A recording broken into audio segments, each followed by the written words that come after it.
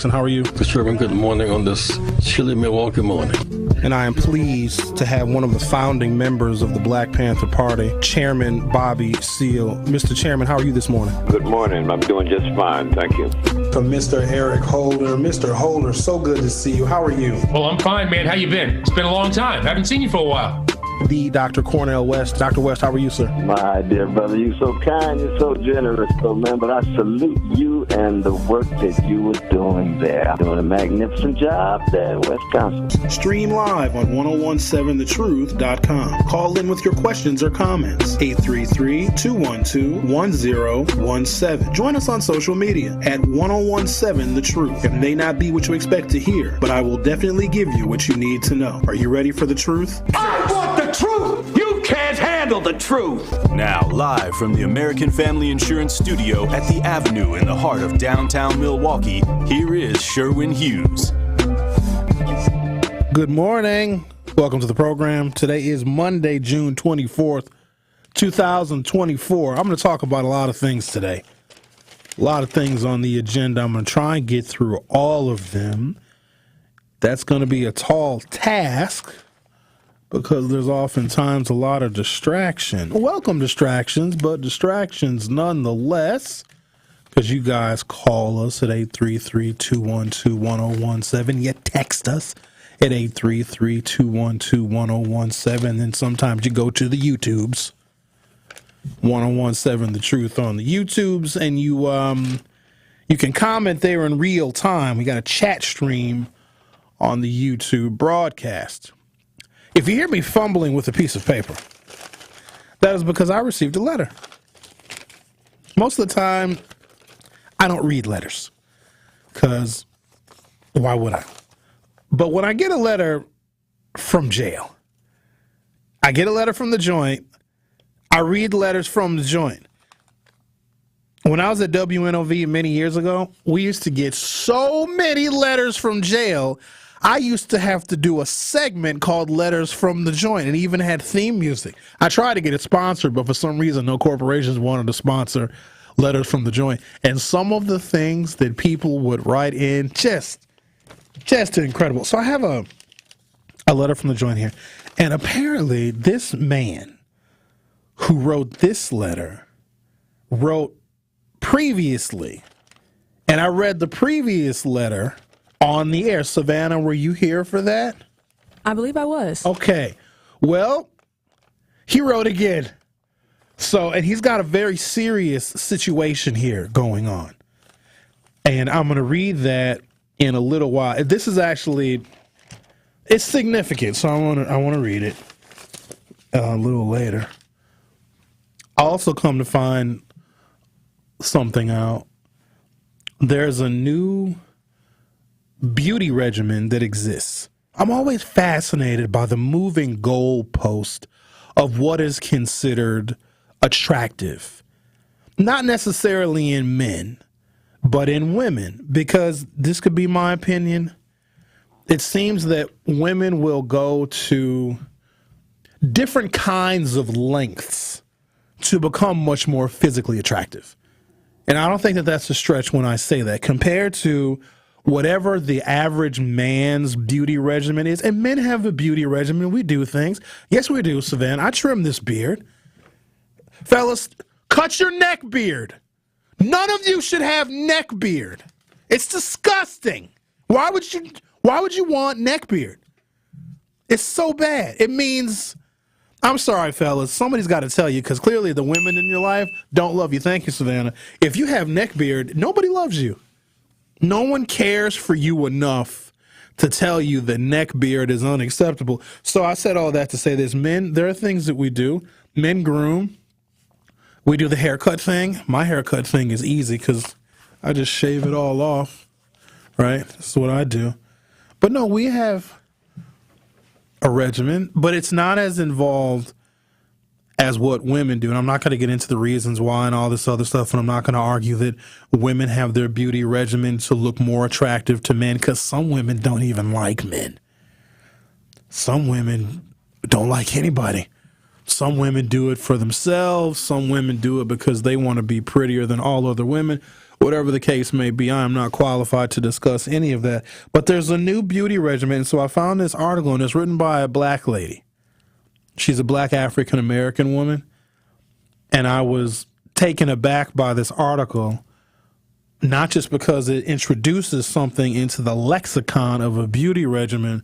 It is something that I never thought a black woman would do to, quote unquote, beautify herself. And apparently it's a trend. It's trending now amongst black women to make themselves look more beautiful. I thought it was something that would trend amongst the more fairer skinned females, but it's tanning. And Savanna is shaking her head yes. So there's a lot I want to say about it. You know, colorism is a thing in our community still. And I think that is the influence of white supremacist society. And it's not just here. Even in Southeast Asian countries, even in the country of India, where there is a caste system, and a lot of it has to do with how light or how dark your skin is. The lighter your skin, the more regal you are perceived to be. It's really, really super screwed up.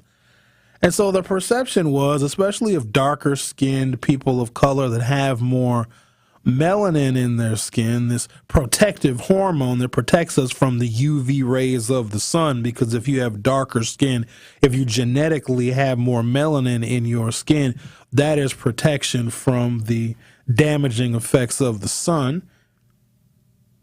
And if you have less melanin in your skin, people want to have this bronze and golden look. And I even found out where it came from. Coco Chanel in 1923. She went to the French Riviera. She got an accidental suntan, and then all of a sudden she was like, oh, this is cool. Everybody should look brown if you're a white person.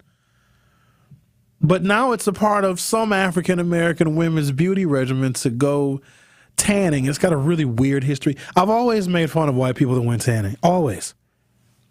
Because how do you hate black people so much, but will literally give yourself melanoma, which is a bad cancer? That's bad. Like, the white people are allergic to the sun. That's not my design. God did that. It kills them. But they'll die. They'll sit in the sun and cook themselves, admitting that they need to be in the oven for 350 for several hours at a time in the summer,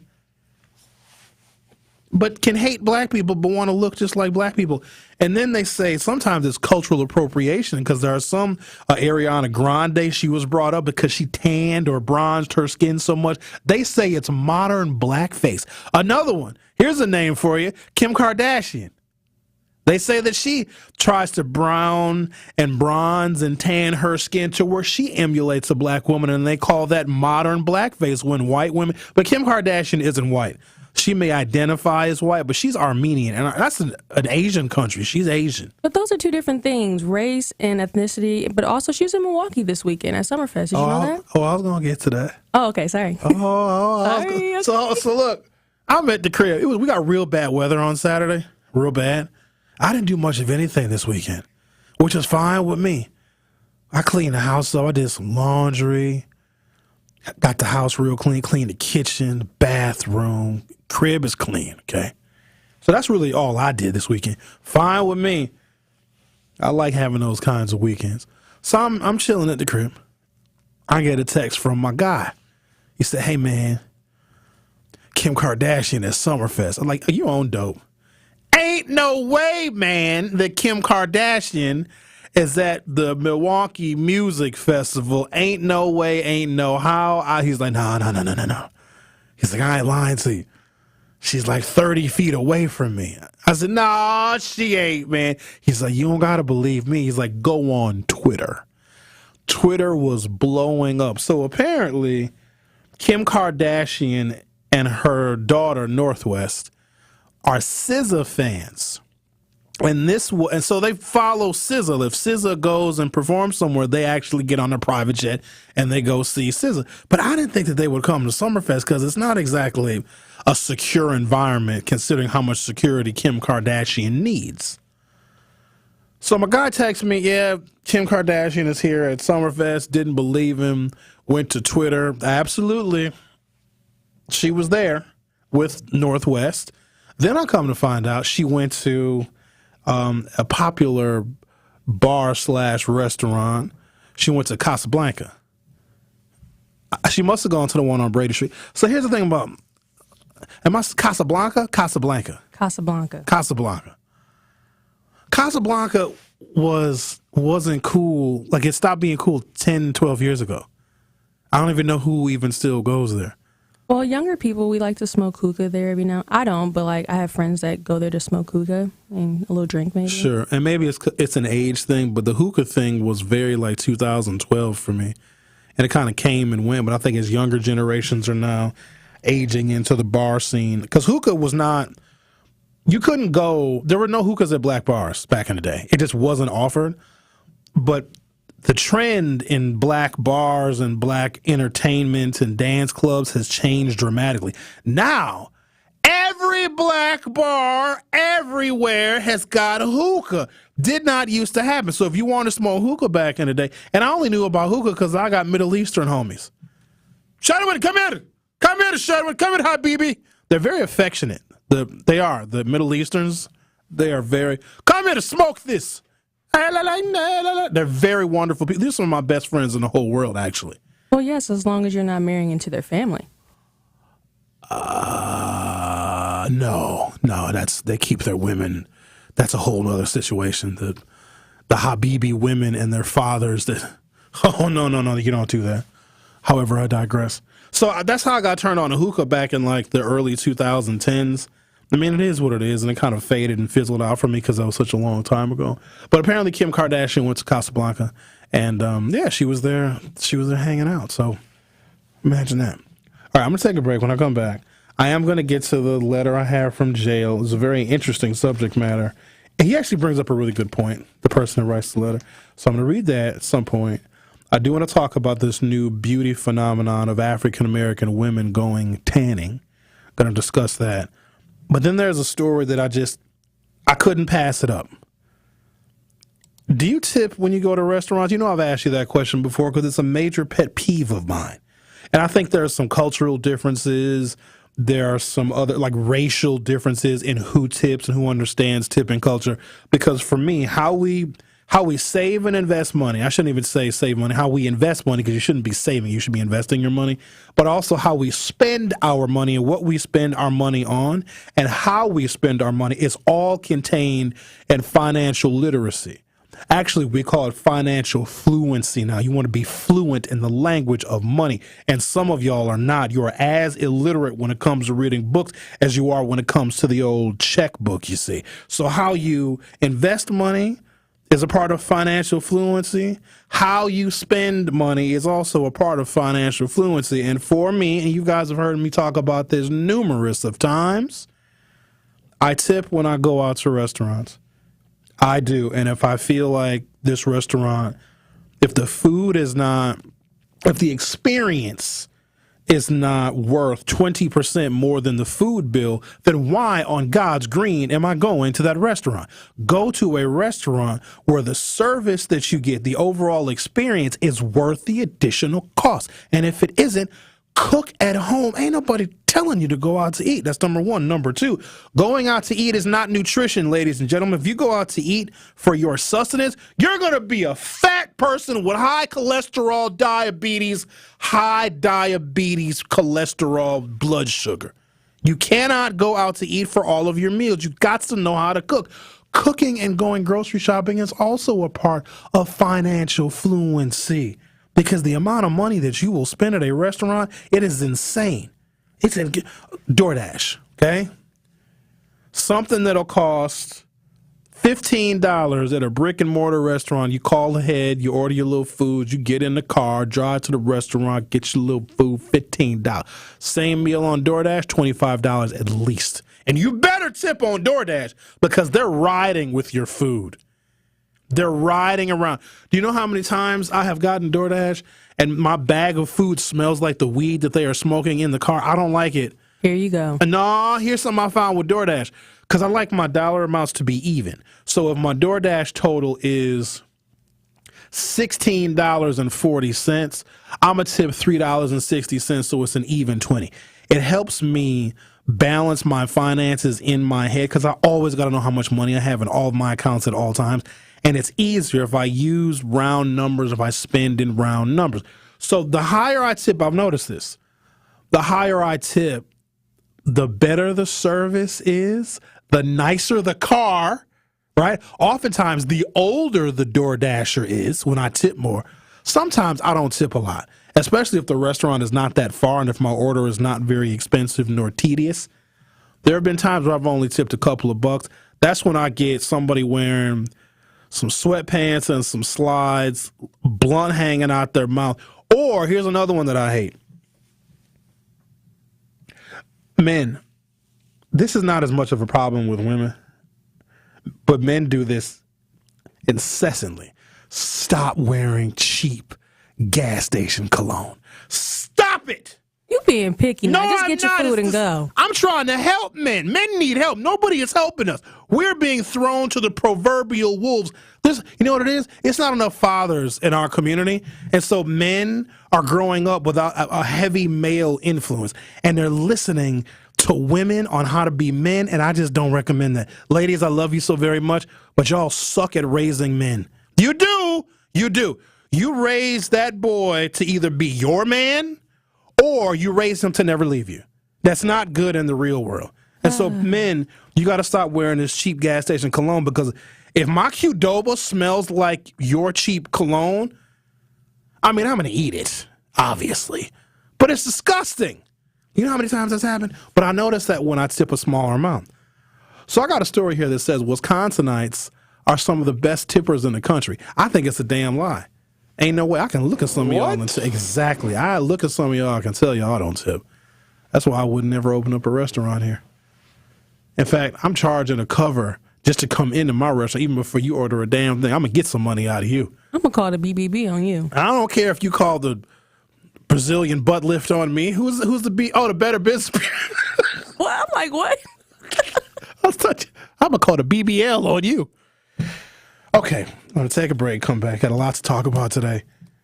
Your conversation is always welcome, but I'm not going to be distracted today because I got many topics that I need to cover.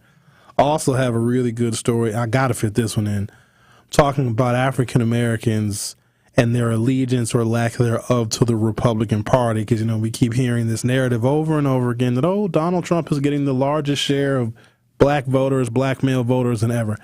Not necessarily. Not so fast. Not so fast, Negroes. Y'all are not flocking to the Republicans and to Trump in numbers in which the media would have us believe. You get all this stuff and more when you listen to The Truth with Sherwin Hughes on 101.7 FM. If you haven't done so already, open up your YouTube app or go to youtube.com, search 101.7 The Truth, hit subscribe. I'm trying to get us to 2,000 subscribers. We're real close. So go there, subscribe, tell your mom and them to subscribe as well. And you'll be able to view our live cameras in the studio and also chat in real time. I'll be right back.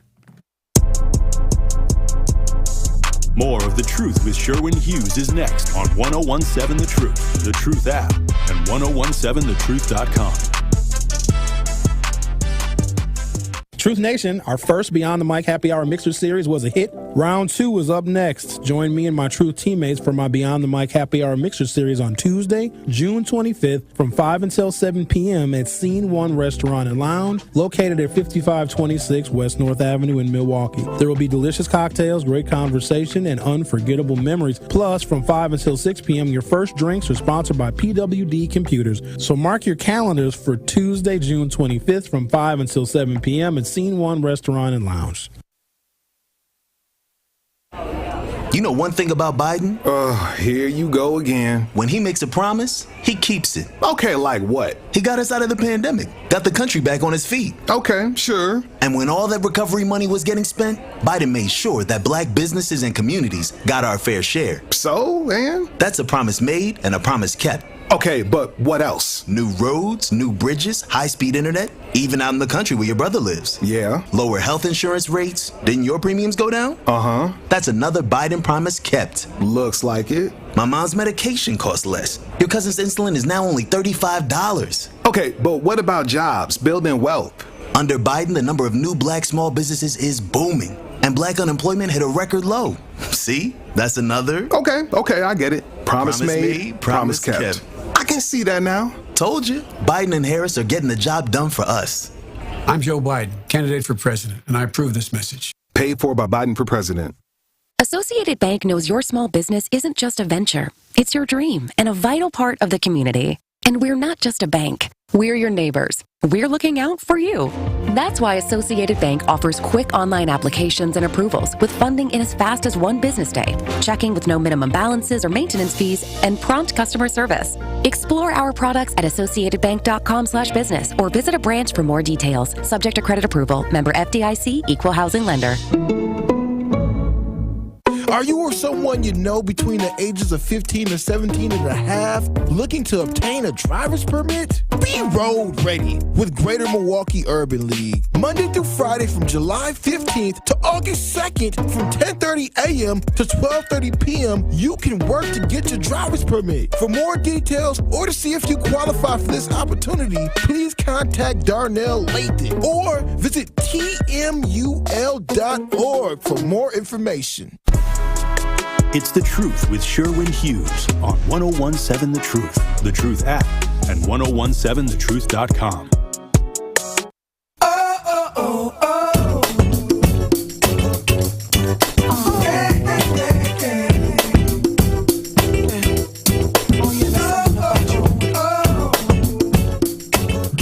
From taking an Uber to picking up morning coffee, we are prompted to leave a tip multiple times per week.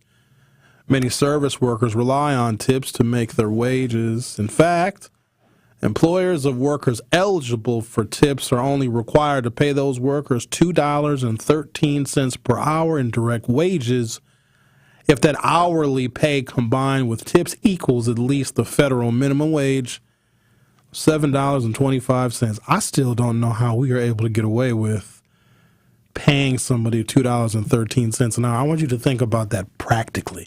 That's insane. That is, so $7.25 an hour is deep in the throes of poverty. I would argue that $15 an hour, even for a single person, with costs being what they are, with rent being what it is, $15 an hour is still a poverty wage. How do you survive? How do you have a car? How do you afford the insurance? How do you afford the maintenance on your vehicle? How do you buy clothing? How do you do anything? How do you have any kind of a life? How do you travel? You can't. How do you pay your bills? How do you pay your student loans, even on $15 an hour? Minimum wage should be exactly that. There should not be a human being working in the United States of America in 2024 making less than $7.25 an hour. I just don't know why that law has not changed. Well, here's something that Trump is talking about doing. I think he's getting some attention for it. He wants to exempt tips from taxes. So if you tip somebody on a credit card, now it depends on the restaurant now. They don't cash you out, that I know. But the credit card tips that you get if you're a server at a restaurant or at a Waffle House, your credit card tips are then added to your weekly or bi-weekly paycheck, and then they are subject to taxes, okay? Now, if you get cash tips, which is what I prefer to leave, then the server is supposed to, quote unquote, declare how much money they made in tips that calendar year, and they report it on their taxes. FYI, they never do. Because you can't prove it, right? There's no proof that you got $7,000, $8,000, $10,000 in cash tips. But what Trump wants to do is exempt tips from taxes, which actually makes a lot of sense, and that's something the Biden administration certainly should consider. Considering $2.13 an hour, it's crazy. However, as electronic suggestion screens asking customers to tip on card readers or tablets becomes more prevalent, lots of Americans are feeling frustrated with what's been termed tipflation. So here at the 3rd Street Market Hall, I don't eat here nearly as often as I used to. It's just really convenient. So when I leave the radio station, it literally is lunchtime. I may not feel like cooking anything at home. I might be ravenously hungry. It's really easy. It's really convenient to pick something up here, eat it here, or purchase it here and then take it home. Every single one of the restaurants we have here, and there's at least a dozen, if not more than that here, has a tip screen. This is a different experience than if you go to a sit-down, full-service restaurant where there is someone literally waiting on you. They're filling up your water. They're bringing you more drinks. They're providing condiments if you need them. They're providing you service for the duration of the time you are dining at that establishment. And I use this as a benchmark, and I know it was unpopular when I said it, but I'm going to say it again. If I order my food standing up, I'm not tipping you. I'm not tipping you. I'm just, because you're not, you got to take that up with your employer. If you're not making enough money, then you need to not work there. I know it's probably easy for me to say that, but you shouldn't be passing the burden on to the people that are purchasing food from that particular establishment. This is just me ranting out loud, because the service that you get if you order food here at a quick service restaurant, basically it's fast food here for the most part. It's not the same level of service and care that you are getting if you go to a sit-down restaurant. The other thing about sit-down restaurants, their overhead is a lot higher, and there's a cast of people. There are people that bust the tables, they get some of the tips. There are the people that wash the dishes, they get some of the tips. There are the people that prepare the food, they get some of the tips. Then there is the server, the individual that you are dealing with as a diner, they get some of the tip as well. When you get food at a quick service restaurant, and all of that is not going on. It's usually a kid that takes your order who's usually high. Like, there's one restaurant that I go to in particular here, I'm not going to name it, but I have never given my order to someone at this particular restaurant where they weren't high. I remember telling this dude what I wanted and him asking, look at me dead in my face as I'm telling him my order. And my order is very simple. Hey, I'm going to get the and I'm going to get the He's looking me dead in my face. What? Okay, I'm gonna have the I'm gonna nah and I'm gonna nah. You want a what now? And you know me. I take that deep breath and my voice, I get in the upper range of my. I want to have a nah and a nah. Oh, that's what you want. Side note: too many of y'all are smoking marijuana at inappropriate times. Smoke your weed at home, not in traffic, not at work, not on your way to work, because it's messing up your brains. So something about the weed that they have now, this is some serious weed. This is zombie weed. This weed does something. The weed that we had back in my day, you had to smoke quite a bit of it. It was a leisure activity, so I've been told. This stuff now, the weed that they have now, if somebody has the modern weed, because now it's legal in most of the country, and so now they're engineering the weed and making all sorts of weed and they're combining the different types of weed, and it's everywhere. I was at Juneteenth Day walking around. It's just people passing blunts just in the crowd like it's legal. Fine. I mean, there's kids there. We don't want to expose children to the marijuana, but okay, whatever. Y'all are smoking too much of this marijuana, and it's messing up our society. Just saying, because I ordered my food here at the 3rd Street Market Hall. This boy is always high. He's looking me dead in my face as I'm giving him the most simple order. They only sell like 2 things at this place, and I order 1 each. The wing place? Yes! Wait, not the fine one with the locks? It be him? Because he fine. I'm going to tell him one day, too. You gonna tell? What do you mean you gonna tell him one day? I'm going to just say, I don't want nothing from you, just fine, bye.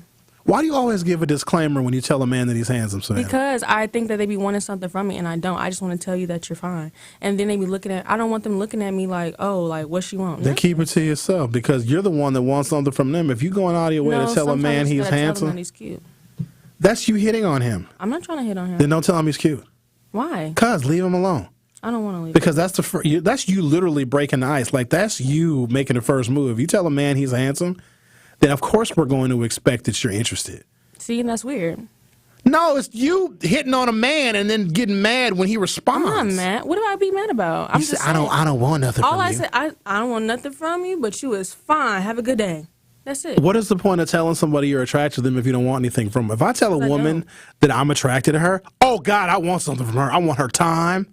But I don't want anything. I want some cheeks, maybe. I want something. I want, to get to know her. See, that's the difference between men and women. No, Sometimes it's not. yes, it is. That's why I would just say, you fine. That's it.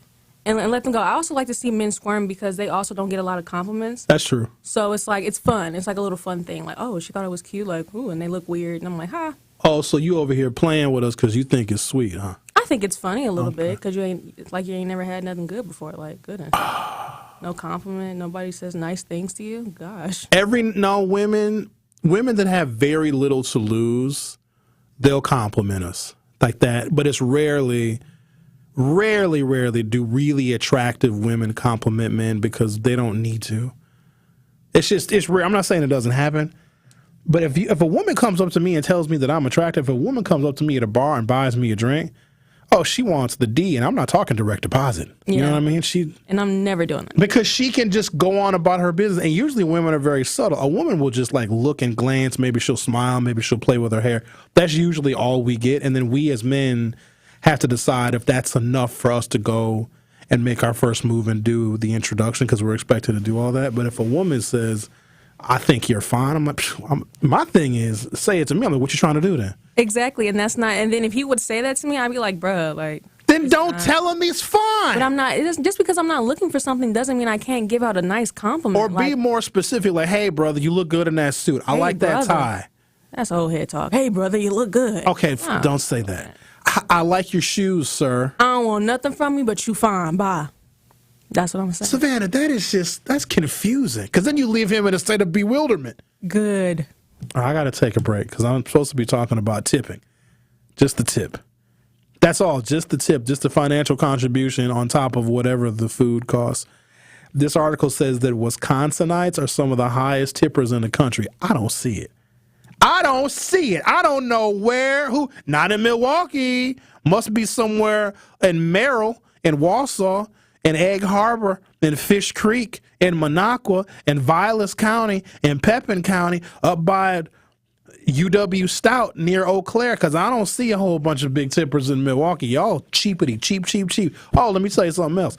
Tomorrow is our second installment of Beyond the Mic. We're going to be at Scene 1 Restaurant and Lounge between 5 p.m. and 7 p.m. Your first drink is going to be sponsored by our great partner, PWD Computers.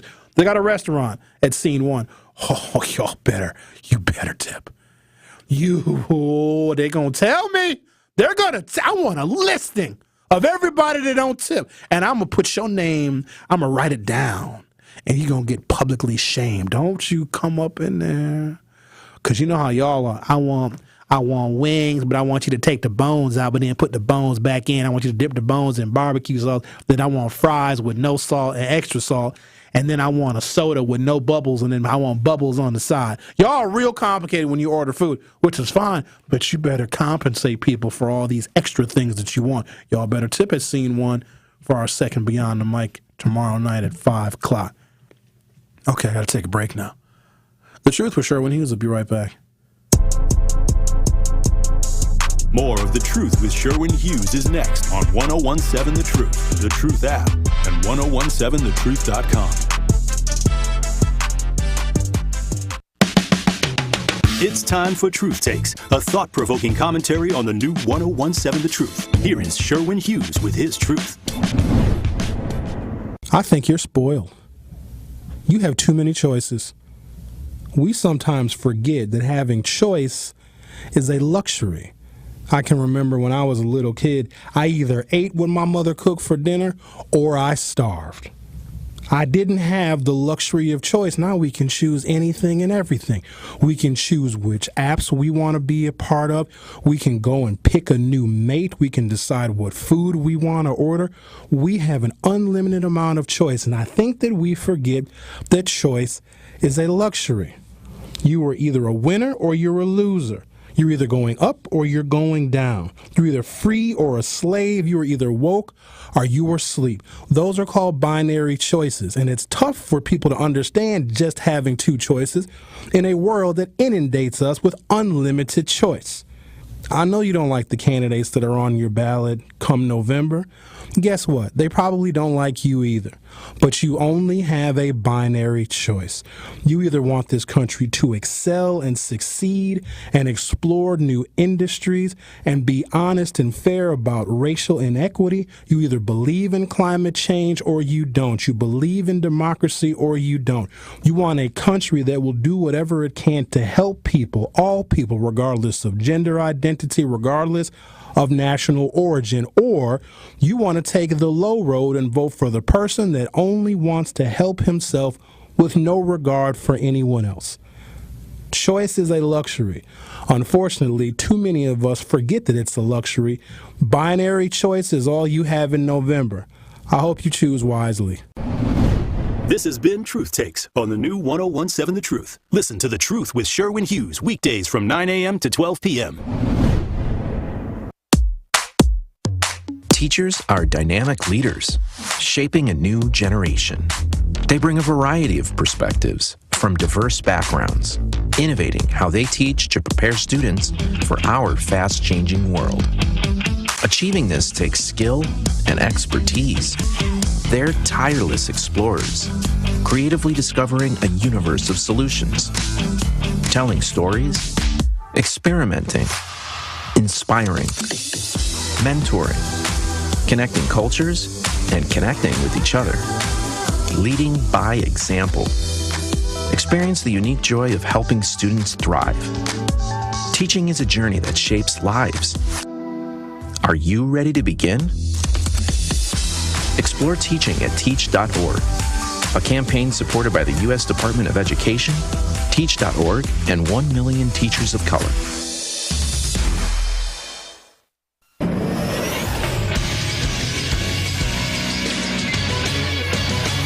This Associated Bank Sports Update on 1017 The Truth is powered by ESPN Milwaukee. I'm Alex Tellez. Over in baseball, the Milwaukee Brewers' West Coast road trip ended in a win on Sunday as they took down the San Diego Padres by a final score of 6-2. Tobias Myers earning his fourth straight win after pitching 5 innings, allowing only 1 earned run. They pick it back up this Monday, taking on the defending World Series champs in the Texas Rangers in Milwaukee. First pitch is scheduled for 7:10, with coverage beginning over on WTMJ at 6:35. Brewers still currently sit at first place in the division with a 5-game lead over the St. Louis Cardinals. And over in the NBA, the Milwaukee Bucks continue to prepare for this year's 2024 NBA draft as day 1 is set for this Wednesday as the Bucks hold the 23rd pick in the draft. This sports update brought to you by Associated Bank, proudly supporting your hometown teams, member FDIC. You are listening to The Truth with Sherwin Hughes on 1017 The Truth, The Truth app, and 1017thetruth.com.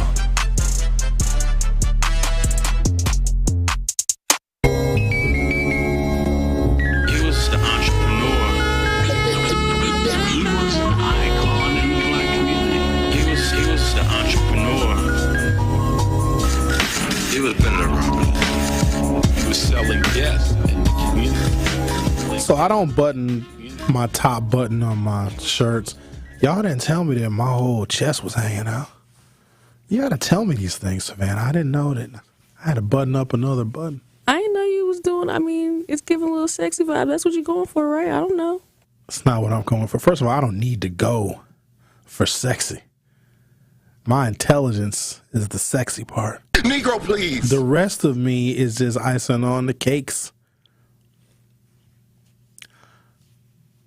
However, as electronic suggestion screens asking customers to tip on card readers or tablets becomes more prevalent, lots of Americans are feeling frustrated with what's been termed tipflation.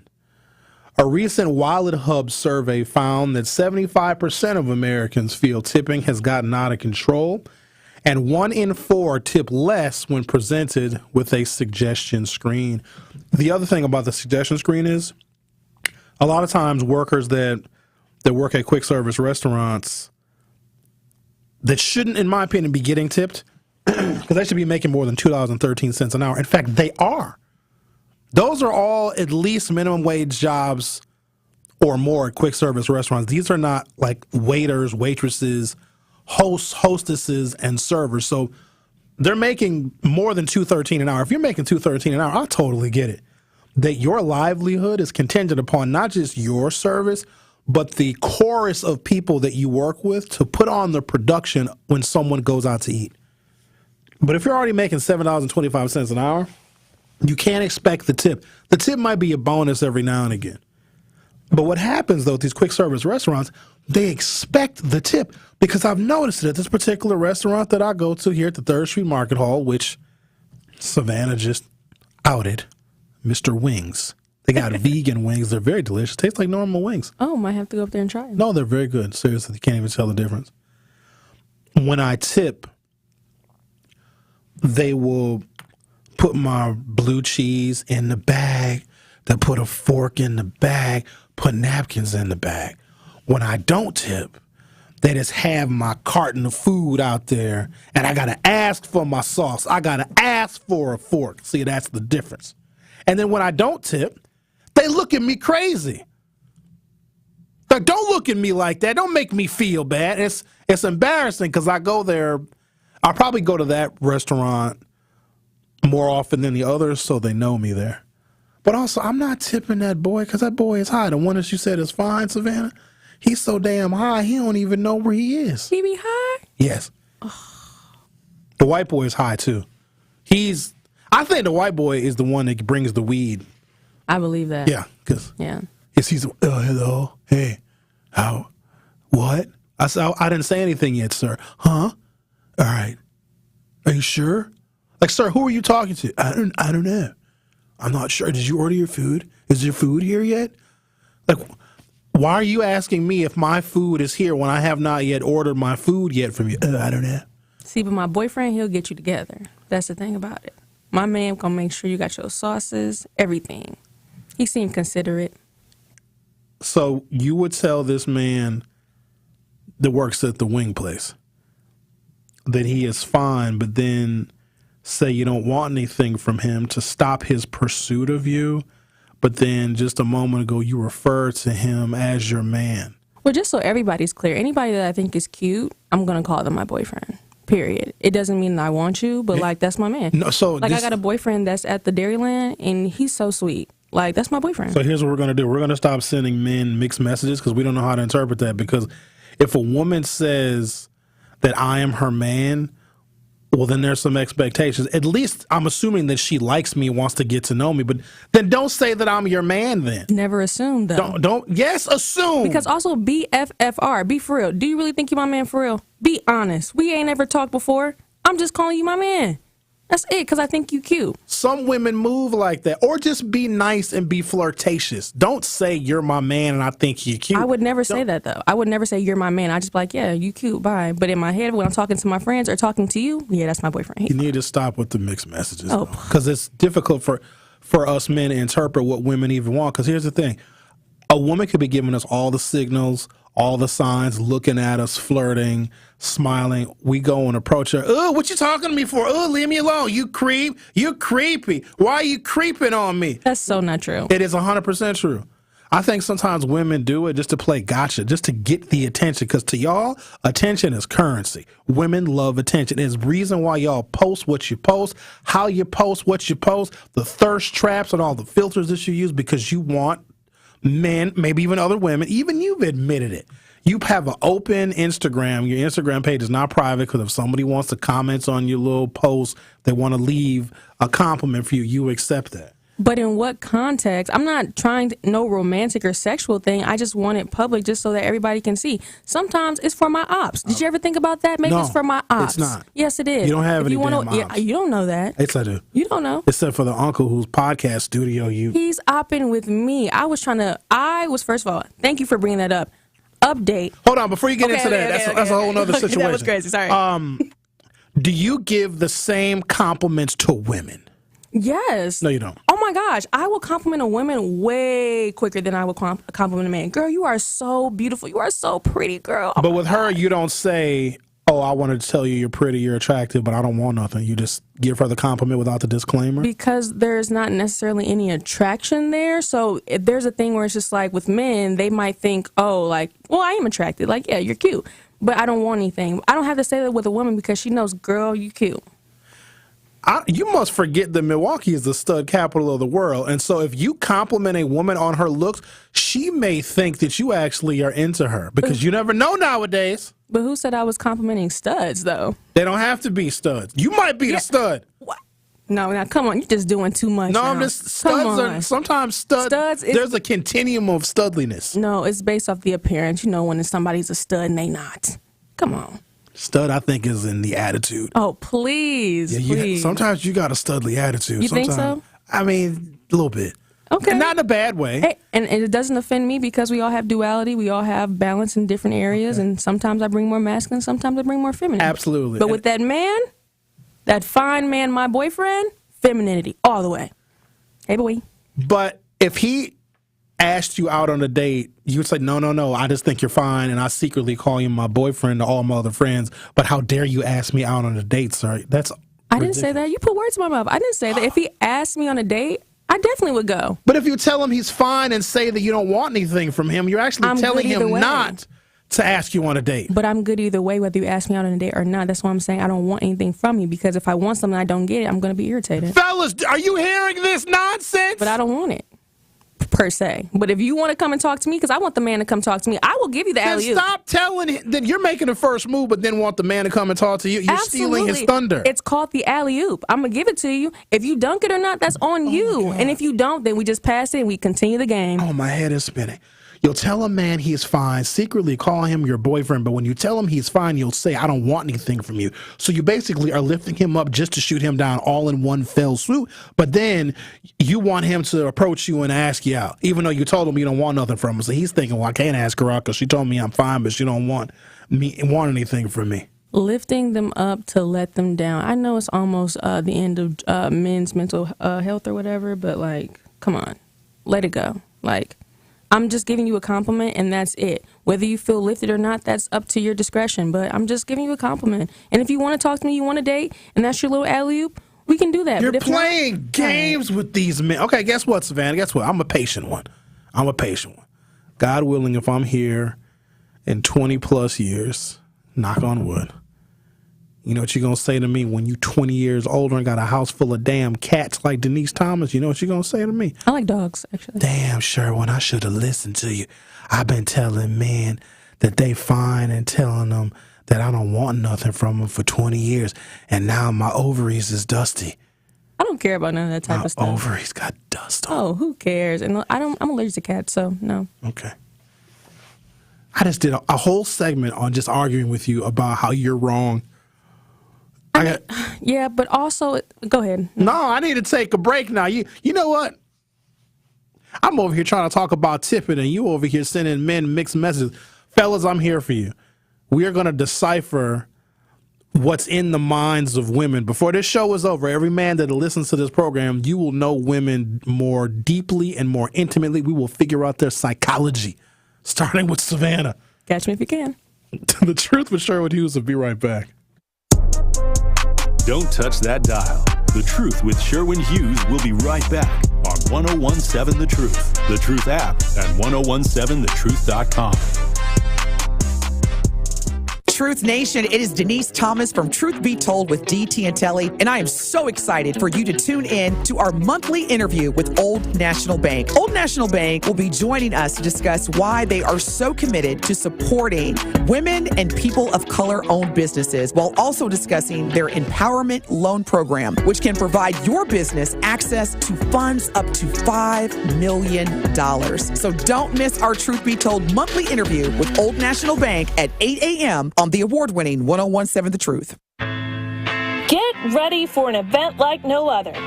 Join us for a powerful conversation featuring special guest Senator Ron Johnson, hosted by the captivating radio host Tori Lowe, with music by DJ Brother Z. Turn the radio on. Can you play that song for me? From impactful discussions on pressing issues to electrifying beats that'll keep you moving, this event promises to be unforgettable.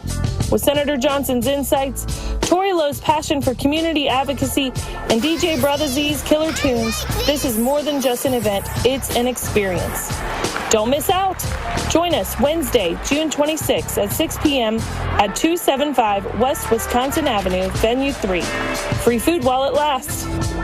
The Republican Party of Wisconsin paid for and is responsible for the content of this advertising. Not authorized by any candidate or candidates committee. www.wisgop.org. Are you now 18 or older and need a driver's permit?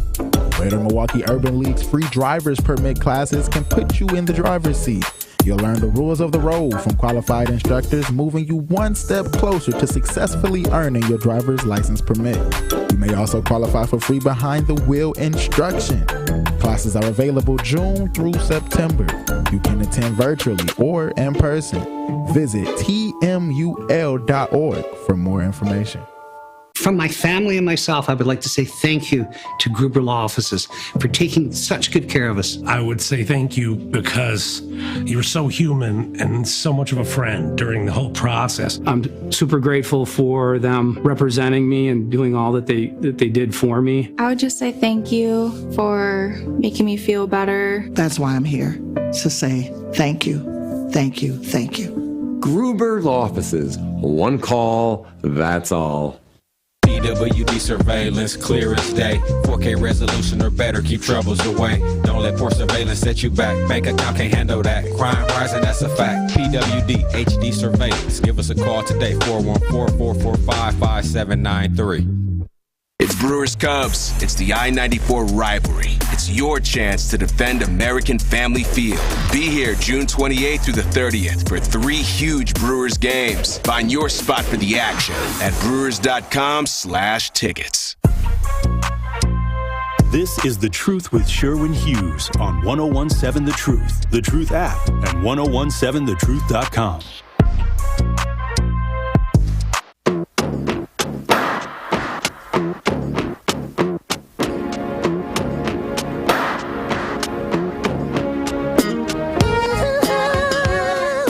Creation Muse says a compliment is usually an icebreaker unless you know each other's situation/relationship status. Creation Muse says taste like regular wings. They come from vegan birds. You know what's crazy? Is all the meat that y'all eat, those are all vegan animals. Isn't that crazy? Well, pigs will probably eat anything. Pigs will eat each other. But chickens, ducks, turkeys, cows, those are all vegans. And so when someone says, oh, well, I got to eat meat because I need protein, the protein that we eat don't eat protein. So you don't have to. You've never heard of anybody having a protein deficiency. There's protein in everything. All right. What else we got here? You give a compliment. The question is, what if he likes you? Savanna, I think you just confused everybody with this. But that's your perspective on things. You like to show love, spread love. Somebody looks good, man or woman, studly, non-studly. You just like to tell them because you're basically spreading positivity. Yes, absolutely. I like for people to compliment me. I think you treat people how you want to be treated. If I see something that I like, I'm going to tell you. All right. I know that women sometimes get a lot of unwanted and unwarranted compliments. The other thing is, fellas, we got to understand this. Giving a woman a compliment is not always wanted by her. Like, we think we're doing her a great favor. And that's where I think it gets tricky, because a woman accepts a compliment from a man she's attracted to a lot different than if it's a man that's old, disgusting, ugly, dirty, and creepy. Those compliments are not equally weighted. But sometimes men think that by hollering out the window, telling a woman that she's fine, and you're driving a beat-up 2003 Hyundai Kia, that's different than a man walking up to her wearing a suit saying, wow, you're really attractive. I want you to have a nice day, princess. That's a lot. It hits different. Absolutely. You know, a very unpopular opinion that I have, Sherwin. Well, you better hurry up because I've got to take a break. Look what time it is. Oh, shoot. Okay. Oh, no, we'll tell you the other next hour. Bye. Okay. The Truth with Sherwin Hughes will be right back. Summerfest is back, and the award-winning 101.7 The Truth has got you covered with front row access passes to the best concerts at Summerfest this year. Tune in to all your favorite Truth shows every day so you do not miss your chance to win tickets and wristbands to see artists like SZA, Bryson Tiller, Lil Uzi Vert, En Vogue, K-Camp, and so many more. Don't miss your chance to see these artists up close and personal during Milwaukee's biggest summer party. Summerfest is presented by our founding partner, American Family Insurance. The Milwaukee Bucks are NBA champions! The Bucks in 6 podcast presents a special series commemorating the Bucks championship run in 2021. From the thrilling Game 7 overtime victory against the Nets. Durant shooting, got it at the buzzer! No, it's a two-pointer. To the 50-point statement made by Giannis in the finals. A 50-point game! That's the stuff of legend. Immerse yourself in the sounds of each playoff round with Bucks in 6 on the Bucks Plus audio network. Find it now on bucks.com/plus, the Bucks app, or wherever you get your podcasts. Carrie, where's Tori Lowe and Dr. Ken at? I'm trying to knock these commercials out. How am I supposed to know, Sherwin? Well, I'm about to do their parts because my impressions are on point anyway. This is Dr. Ken Harris from Truth in the Afternoon, and I want you to download the Truth app in the Google Play Store and Apple Store so you can never miss my show or any of the award-winning 101.7 The Truth. Really, Kyle? Sherwin, you are crazy. Sherwin, your impression of me is horrible. Move. Give me my mic. I guess I'll just repeat what Sherwin said. Go to the Google Play Store or Apple Store to download the 101.7 The Truth app today so you can take the home of Milwaukee Black Talk with you wherever you are. Can't listen live? Download the new 101.7 The Truth app on your smartphone today to catch up on all your favorite shows. Search 101.7 The Truth on your Google Play Store or Apple App Store so you don't miss out on any of the action. Being blind doesn't always look how others may think. Stargardt disease was supposed to define me. Retinitis pigmentosa aimed to overwhelm my family. It tried to cut me down. A blinding eye disease attempted to force me away from doing what I was born to do. But it cannot stop me. I have the tools. I will keep moving forward. Pushing past the limits of this disability. I know where to find support and where I can be seen. Loss of sight won't blind our vision. Innovative research, educational resources, supportive community. The Foundation Fighting Blindness is leading the charge in finding treatments and cures for blinding diseases. Learn more at fightingblindness.org. A public service message from the Foundation Fighting Blindness. Listen to the home of the 5K Gruber Cash Giveaway. 101.7 FM, 1510 AM, WGKB Waukesha, and W269DL Milwaukee, a locally owned Good Karma brand station.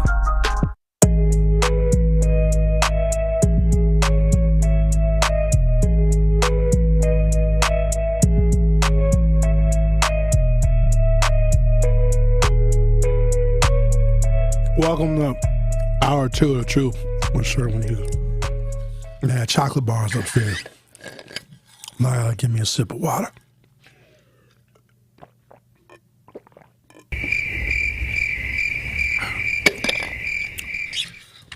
I usually don't like milk chocolate. I like dark chocolate. Well, that's good milk chocolate. Let's talk to someone who actually is milk chocolate. Hi, Bob. How are you?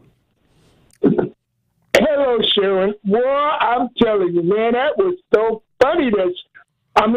You have to understand. If you happen to get under Savanna's skin in any kind of way, I could tell by her she was on a debate club, and she don't lose no debate. I would tell you, whatever you talking about, period, you can forget it. You can forget it. She made me forget everything I was going to say. You would have forgot it anyway. You, man, that was funny, man.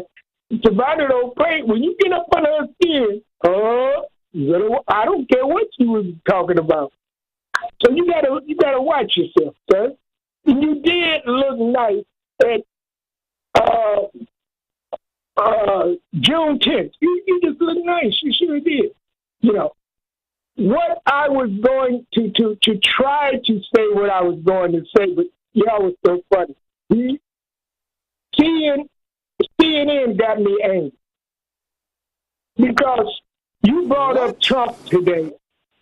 Yeah, because you brought up Trump. I hate that they got rid of Governor Cuomo, brother, because Governor Cuomo said many things to bring his COVID-19 people down.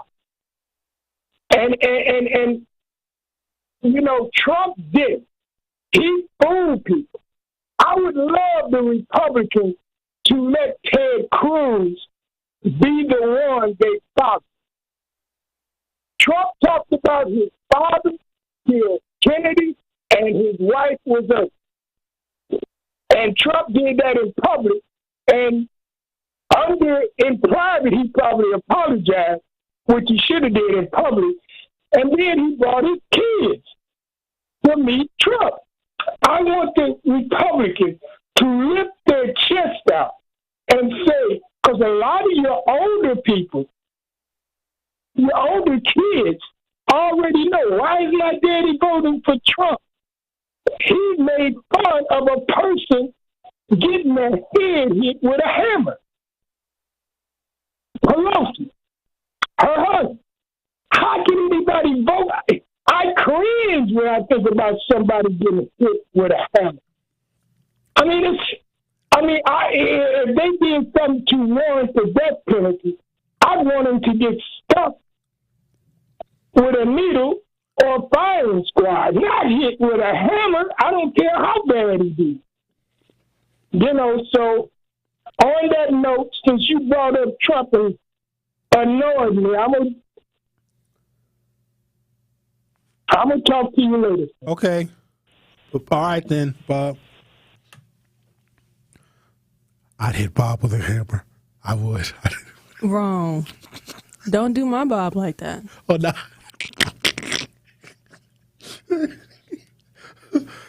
She almost made me forget what I was going to say. What was I going to say? You got a chance to meet Bob at Juneteenth, as he calls it, June 10th. You met him at June 10th? I did meet him at June 10th. It was great. He's a nice guy. He doesn't look like he sounds. He sounds like he's much bigger. Yes, he does. He's a small, little, frail little thing. Yeah. If it's too windy, Bob will blow away. I'll catch you, Bob.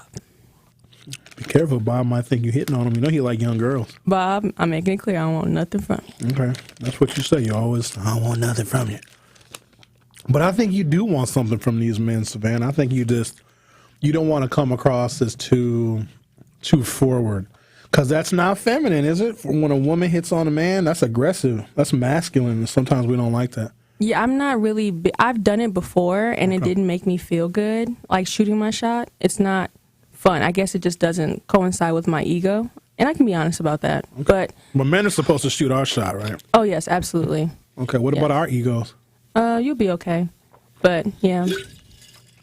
All right. If I shoot my shot, it's got to be worth it. And plus, I need choosing signals. I'm not going to go into it blind. She already has to show some interest and a little flirtation. And so flirting nowadays is subtle.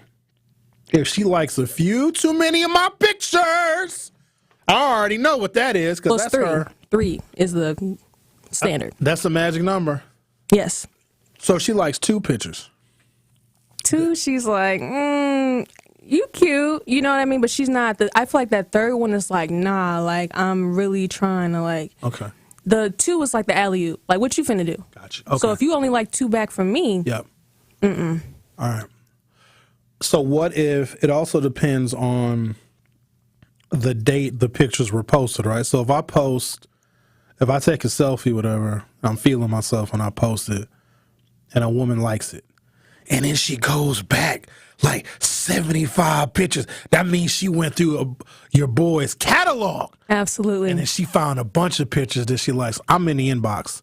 In fact, I'm making a beeline to the, and I'm going to be bold with them. Look, I'm going to come get you at 7 o'clock. It's not going to be like, oh, how are you? How was you? I like that. Straight to it. You know what, younger men, y'all need to start listening to Sherwin just a little bit. Not a lot, but just a little bit. Y'all need to have a date plan. I can't stand when a man, he's like, oh, I'm going to take you on a date. Okay, great.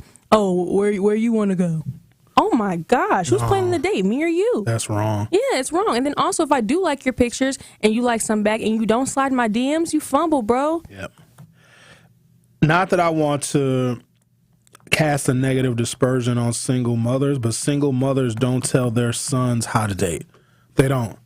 Because you're right, a lot of these men, well, I don't know what I want to do. What you want? Where you trying to go? No, you have to make the decision. So I went to lunch with a couple of friends last week, and we were talking about dating and the trials and tribulations of modern dating. And I explained, like, my scheme of my approach and how I talk to women, whatever. And then there's the evening that we have planned. And I said to my friend, I'm not going to say his name, it was me, a guy, and then another woman, 3 of us having lunch. And I said, oh, I like when a woman asks me what to wear. And the girl was like, wait, what? I would never, ever let a man tell me what to wear. And then me and my guy, we were like confused. Because what I understand about women, mature, confident women that are really into a guy, they want to present themselves in a way that makes her even more attractive to the man that she is with. More often than not, if I'm suggesting a location or an evening, sometimes this is a prize, and all she knows is what time I'm going to pick her up. I expect her to want to know what to wear, because there's nothing worse than, like, I'm dressed for mini golf and she dressed to go to prom. So isn't it customary for a woman to ask a man, like, what should I wear? What do you want me to wear? Sometimes women, if a woman asks you what your favorite color is, fellas, she's flirting with you. Because guess what? I remember I told a woman what my favorite color was. Her dress, that color. Her nails, that color. Period. So that's the part that I was confused, because she's like, I would never let a man tell me what to wear. More often than not, women will ask a man, oh, what should I wear? What do you want me to wear? What do you want to see me in? Or they'll ask about the event, they'll ask about the occasion so they can dress appropriately. But this woman, who's a very successful and very attractive woman in her own right, she's like, oh, I would never. I'll just show up wearing whatever I want. And I said to her, that's why you're going to die alone. But I can say that to her because she's a very good friend of mine. But that has been my experience, that women, they want to be appealing and pleasing, because if she's spending her time with you, she obviously likes you. Because women don't got to waste their time on men they don't like. The world is full of men that they don't like. But if she's choosing to hang out with you and she asks you what she should wear, like, that's a power move, fellas. You got to be able to take advantage of that. But I'm going to tell you, ladies, don't ask me what, because what I'm going to suggest you wear, you ain't going to want to wear it. See, and that's when you go too far and they'll never ask you again. No, it's not. You'd be surprised at how far a woman will go if she likes a man. I guess. Typically, it depends on the weather, depends on the occasion. I think women look feminine wearing dresses. Summertime, sundress season. We as men like sundress. I can't explain it. I don't know what it is. Yes, you do. Go ahead and say it. Yes, you do. I get nervous sometimes if I see like a baddie and she's got a sundress on and it's a beautiful summer day and she's walking and that sun just shines right through that dress and you don't even walk no more. You float because you see her and you're just like, oh. It's wonderful. Don't do a sound effect. Leave it alone. I need to talk about radio show stuff. You're getting me off track. Me? Savanna. Yes. Talking about all this mess over here. Let me check my text messages. What are we talking about? Tipping? I got a letter from jail over here. I ate the whole damn chocolate bar. I was only going to eat a piece of the chocolate. Look at it. Look. Chocolate bar is gone now. Damn. I got the jail letter. Hold on. Let's put that down for a second. Here's what the report found on how Wisconsin measures up. We got to finish this story. Toast.com found that Delaware has the most generous tippers in the country, tipping an average of 22.1% across all restaurant types. That's 1.4% more than second place states Indiana, New Hampshire, and West Virginia. I thought they were all broke in West Virginia. Across all restaurant types in Wisconsin, Toast.com found that consumers on average tip 20.2% of the cost of their total meal in Wisconsin. Wisconsin tied Michigan, Missouri, and Montana for the 6th most generous state for tipping. At full-service restaurants, Wisconsinites tip 20.5% on average, the report found. Meanwhile, at quick-service restaurants such as fast food joints, Wisconsin customers tipped 18.3% on average. That's hard for me to believe. Who's tipping at fast food places? I'm more likely to tip the young black kid who's bagging my groceries at Woodman's than I am tip somebody who's working at Subway. Because I think it's just rude and offensive when you go to Subway and they got a little tip jar just for no reason. I don't like that. I don't tip those people. At full-service restaurants, Wisconsinites tip 20.5% on average, the report found. Meanwhile, at quick-service restaurants such as fast food joints, Wisconsin consumers tipped 18.3% on average, the third most of any state, behind Delaware at 19.1%. and Wyoming at 18.5%. California consumers tipped the least at 17.4% on average. California was followed by Washington State at 18.1%, Florida at 18.3%, and Nevada at 18.3%. That's still pretty healthy because, as I understand it, tipping should range anywhere between 15 to 20%. That's still above the low bar of 15%. Washington State and California, I can understand why they tip smaller amounts because those states are incredibly expensive. Seattle is literally unaffordable. That's why they got such an incredible housing crisis and a homelessness crisis on the West Coast. It costs too much to live on the West Coast. Florida, depending upon what part, because Florida is listed as one of the lowest tipping states at 18.3% on average. Florida can range in cost of living and overall costs of goods, because it seems to me the more expensive things are, the less discretionary income people have and the less they are going to tip. At 17.9%, California also had the lowest tippers at full-service restaurants. However, the stingiest tippers at quick-service restaurants were New Jersey consumers at 13.8%. All right. So we put that story to rest, talking about tipping, and the Wisconsin people are great tippers. Congratulations. Make sure that you tip when you come on out to Scene 1 for our next installment of Beyond the Mic tomorrow from 5 until 7 p.m. Looking forward to seeing everybody. I'm going to take a break. When I come back, I want to talk about this new phenomenon, the moving goalpost of beauty, because, beauty standards change. I think women were the most beautiful in, like, the 60s. That they were just natural. They looked good. They just were super feminine. I like the 60s look. They're very like the late 60s, just natural beauty. He wasn't even born. You over here talking about the ancestors. Like, I can admire beauty before I was born. There was a lot of stuff that was great before I was born. Now, women didn't have a lot of rights. A lot of stuff, really? But y'all looked better. I guess that's the point. Don't have a lot of rights. I better look good. Try and land me a man. You know what they found? I'm going to say this a little bit, then I'm going to take a break. We're going to come back and talk about these new beauty standards and how black women are going tanning now, which is just, that's asinine to me. But in countries where there are substantial pay gaps between men and women, okay? So a lot of Western countries where the pay gaps between men and women are substantial, the women in those countries post more scantily clad and salacious stories and photos on social media. Isn't that crazy? So where the incomes between men and women are greatest, have the greatest disparity, women post sexier pictures. And I'm not trying to make the correlation that, okay, women have to post sexier pictures to get attention from men because men make more money. I think it was a complete thought. Like, that is what the article said. They just found this study that women will be wearing less clothes on social media where their incomes are dramatically lower than that of men. The Truth with Sherwin Hughes on 101.7 FM. We'll be right back. More of The Truth with Sherwin Hughes is next on 1017 The Truth, The Truth app, and 1017thetruth.com. Thank you, Truth Nation. Because of your passion, love, and support, The Truth is now a 10-time First Place Wisconsin Broadcasters Association Award winner. That's what we used to always say. But like, look, they'll drop us off. They're like, look. Ransom. Oh, you want how much for Lil Ray Ray?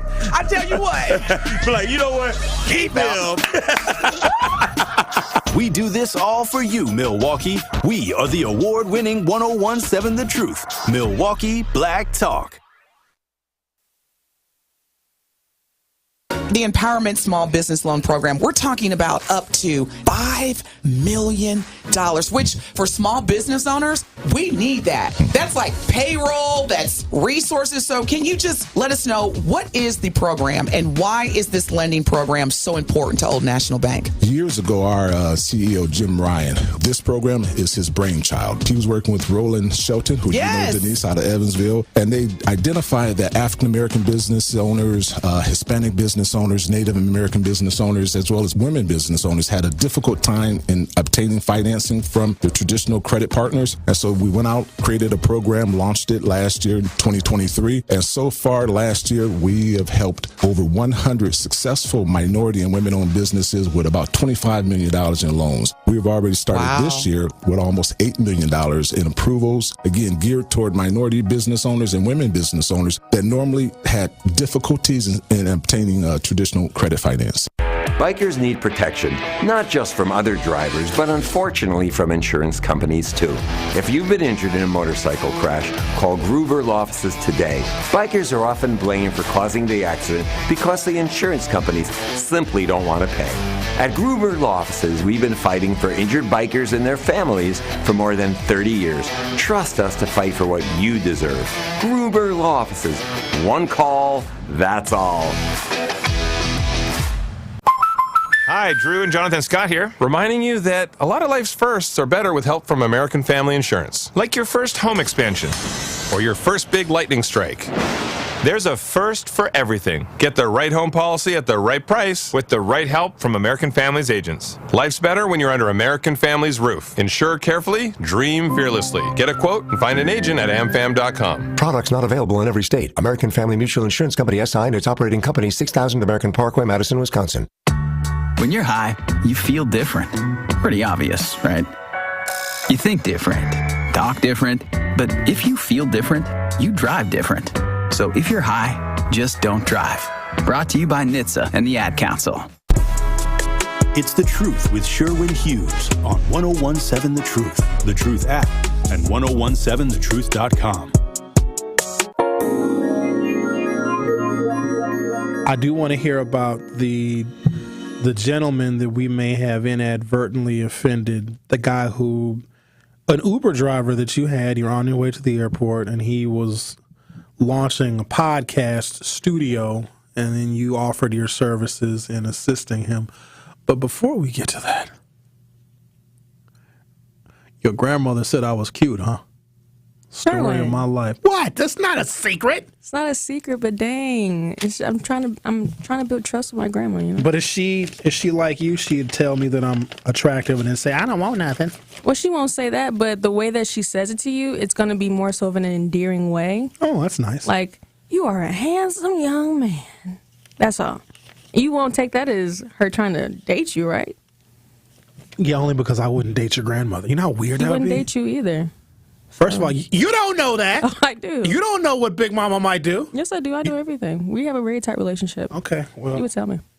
It would be awkward for me because I'd come in on Monday after having a hell of a weekend with your grandmama. Don't, hey, now, what? Hey. No, I mean, we went and saw music. Okay, you took it to the movies. Yes, that. Okay. That's it. And ice cream. Okay. But it would be awkward because you would ask me how my weekend was, and like, me and your grandma had a great time. But I wouldn't date your grandmother. Okay, she wouldn't date you, and or anybody in your family, for that matter. They don't want you either. You don't know what they want. I'm everything they want. They would have told me. They know they wouldn't have. And I would have alley-ooped for them. You're gonna be the last one they tell. Mm-mm. You know we can't tell Savanna we won't. Sure. Why would I would be the first person they tell? Like, girl, What's up with Sherwin? I'm not dating none of y'all Jews. They don't want to date you. You don't know what they want. The Jews don't want to date you. Okay. The Jews don't want to date the Hughes. Don't make this a challenge, because I will end up taking every woman in your family on a date at the same time. We'll see. You gotta go through me first. I get a big Uber. I get an Uber Black. I put them all in there. You better ask about me. You gotta go through me first. Don't let me put my child hat on. I'm the child of Don't let me do it. Don't make my flip switch. And I'm gonna ask all types of questions. What you got going on? Why you wearing them glasses? I wish you would. Oh, wishes might come true. First of all, these are grown women. They can make their own decisions. They don't need you to vet the men that they are interested in. Yes, they do. Yes, they do. And that's what I do. My grandma gonna vet you too, because you ain't dating her. She's the one that started this whole thing. But I'm clearing the air and letting you know that's not even what she owns. Okay, fair enough. All right. Oh, regarding the guy, yes. You got me over here thinking about your grandma now. Not in that way. She's a beautiful lady. She's very, yes, she's she is. beautiful. You can say, say it. Say, I don't want nothing from you. You're beautiful. I don't want anything from her, but for somebody's big mama, she's well put together. She don't like that term either, by the way. Call her little mama. Whatever. That's what she said. For an older woman, can I say that? She is older. Okay. She's old enough to be my mother. Okay. Just say that. She's well put together. She's beautiful. Well, anyway. Yeah, okay, anyways. Yes. So, update.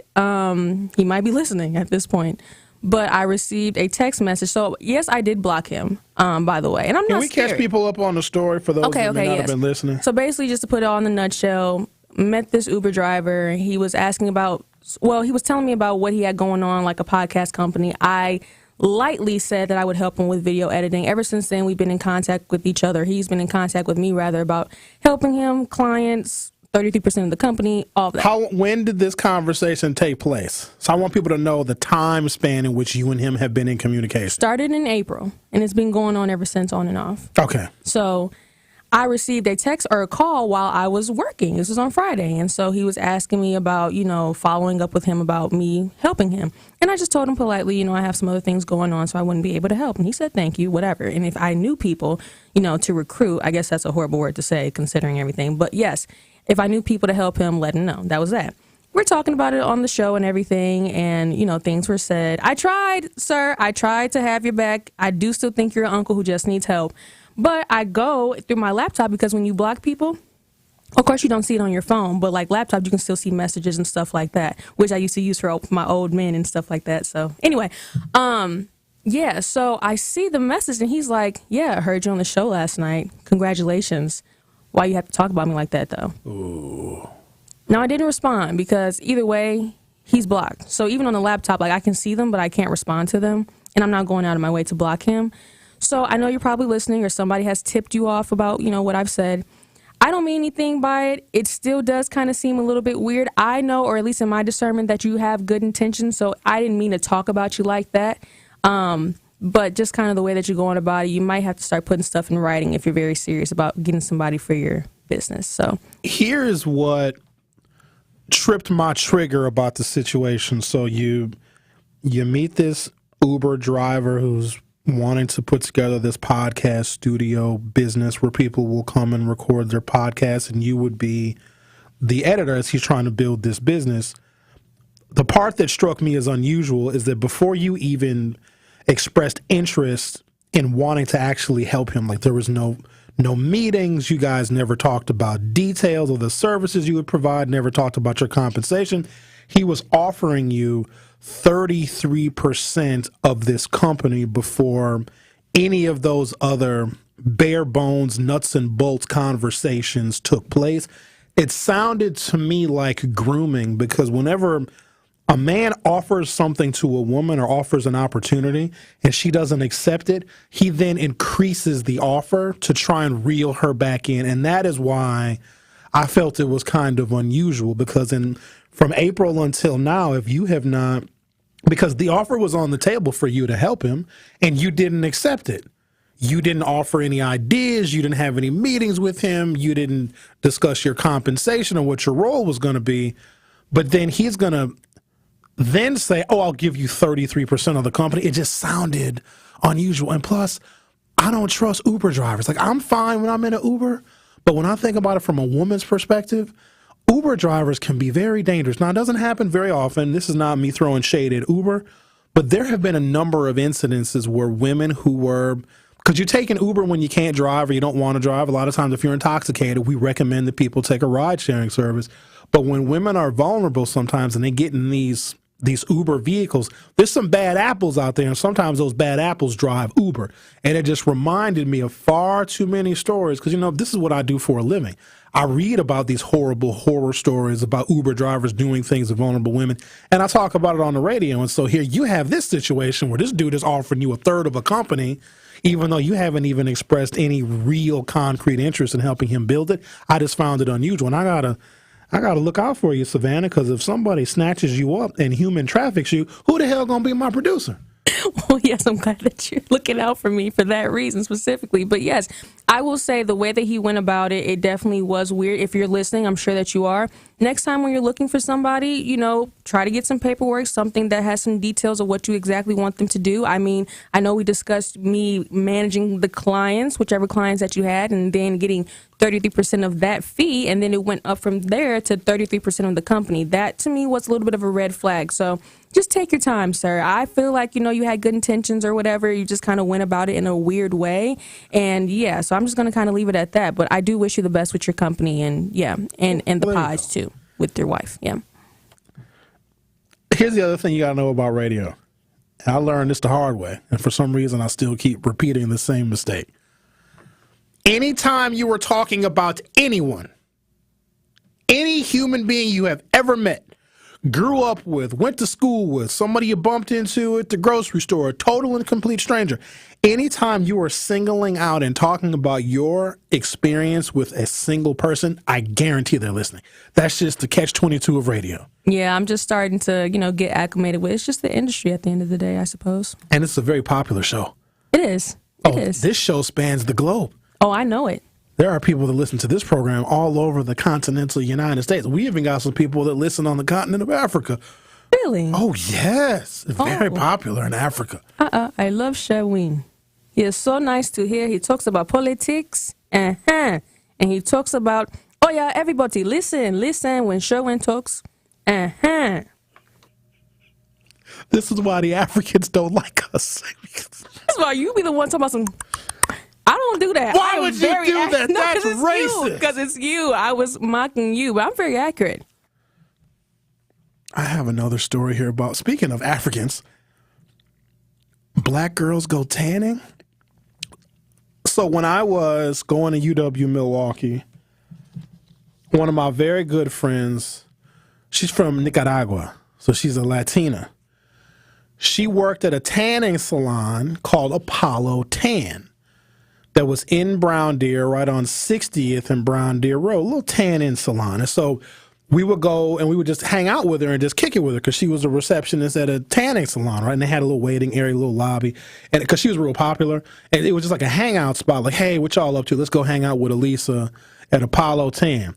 And so white people would walk into this tanning salon, right? And they see me in a waiting room. And obviously they're very confused because when you think about it, why would you see my big black ass sitting in a waiting room of a tanning salon? And so eventually we made a joke out of it. So these white people would walk in and like they get startled. They'd be like, oh, and they look around like, am I in the right place? Because here's my big black ass sitting in a waiting room. And here's what I used to say to the white people when they walk into Apollo Tan and they see me. I'm like, this place really works. It was very funny. So I would see all of these people, and they would buy packages, a 3-month package and a 6-month package, and it was just fascinating to me seeing these people essentially cook themselves, and then the products that they buy, the different lotions and the oils, like this actually was a very lucrative business because it was always people coming in and out of Apollo Tan. We would hang out with our friend Elisa, but I always found it kind of ironic because the problem that we as African Americans have, and anything that, you got to think about this for a second, any progress that we have made in this country, now I know you think it's because we fought and we protested and we marched. No, everything that we have, white people allowed us to have.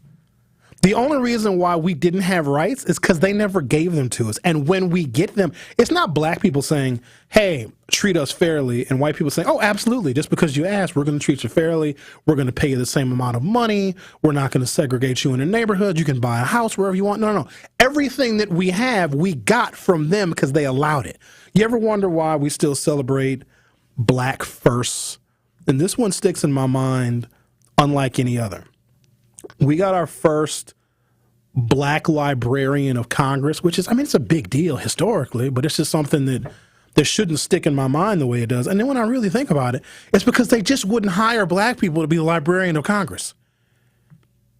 Joe Biden put the first black woman on the Supreme Court because nobody else, no other white person or even the other black guy that we had as president wanted to put a black woman on the Supreme Court.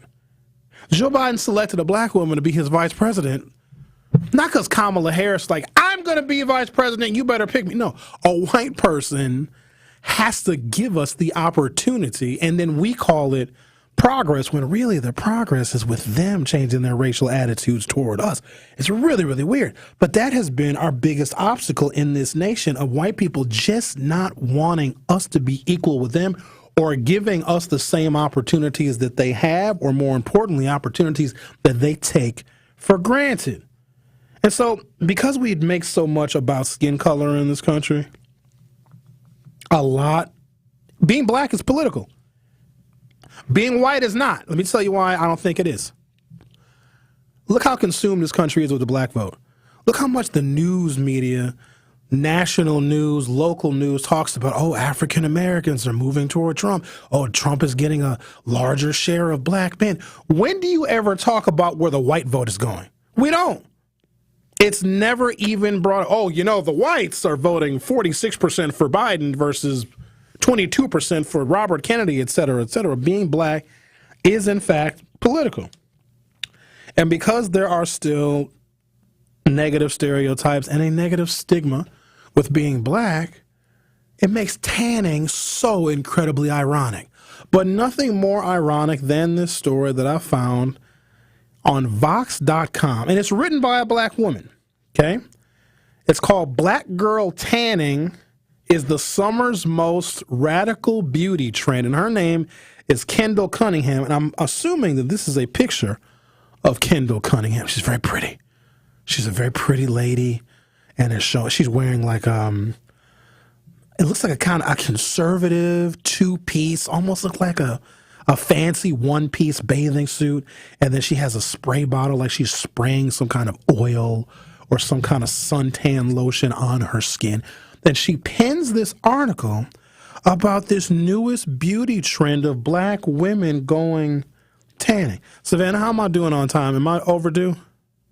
You could do maybe like a minute or so. Okay. Tell you what, before I get into this article, because there's a lot to unpack here, I'm going to take a break, come back. I want to talk about this radical beauty trend. In fact, Savanna, would you like a tanning package for your Christmas present?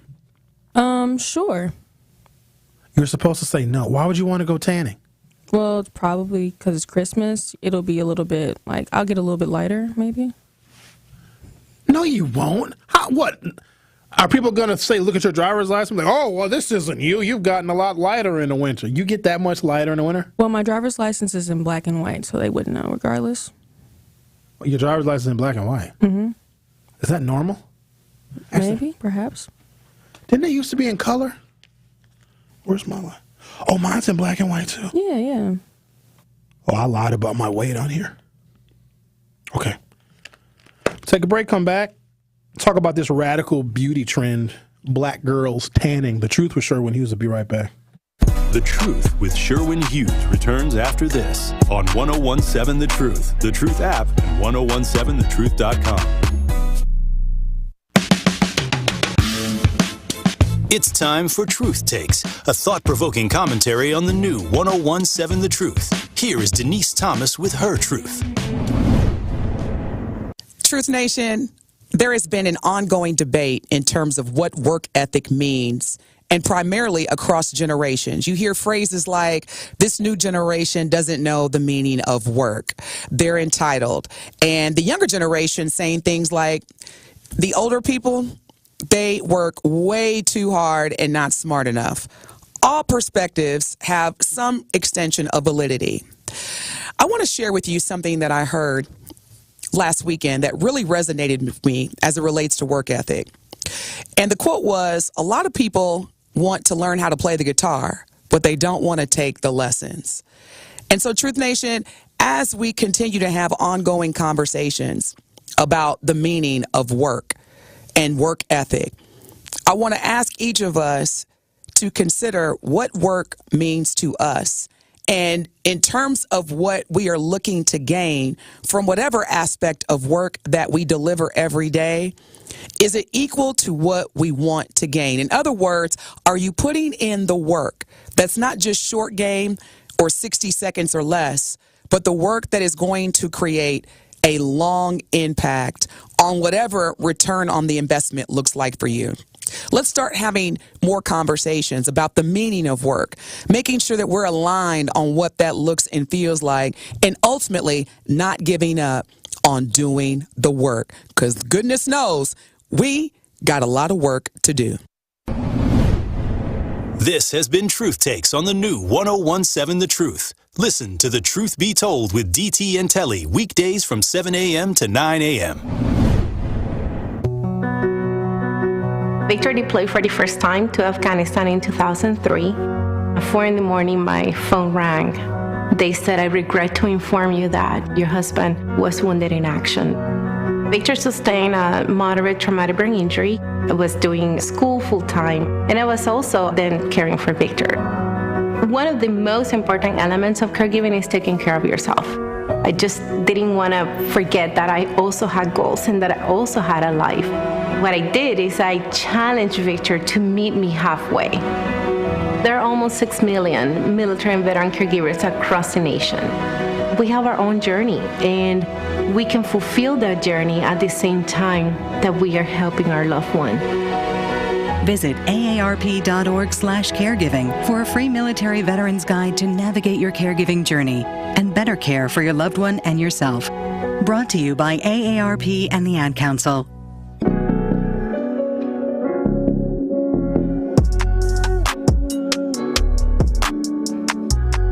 Being threatened with sexual assault, Savannah.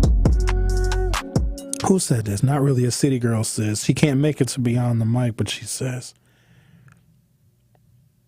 "Give Sherwin a kiss for me." Don't be coming up to me kissing me. You need my consent first.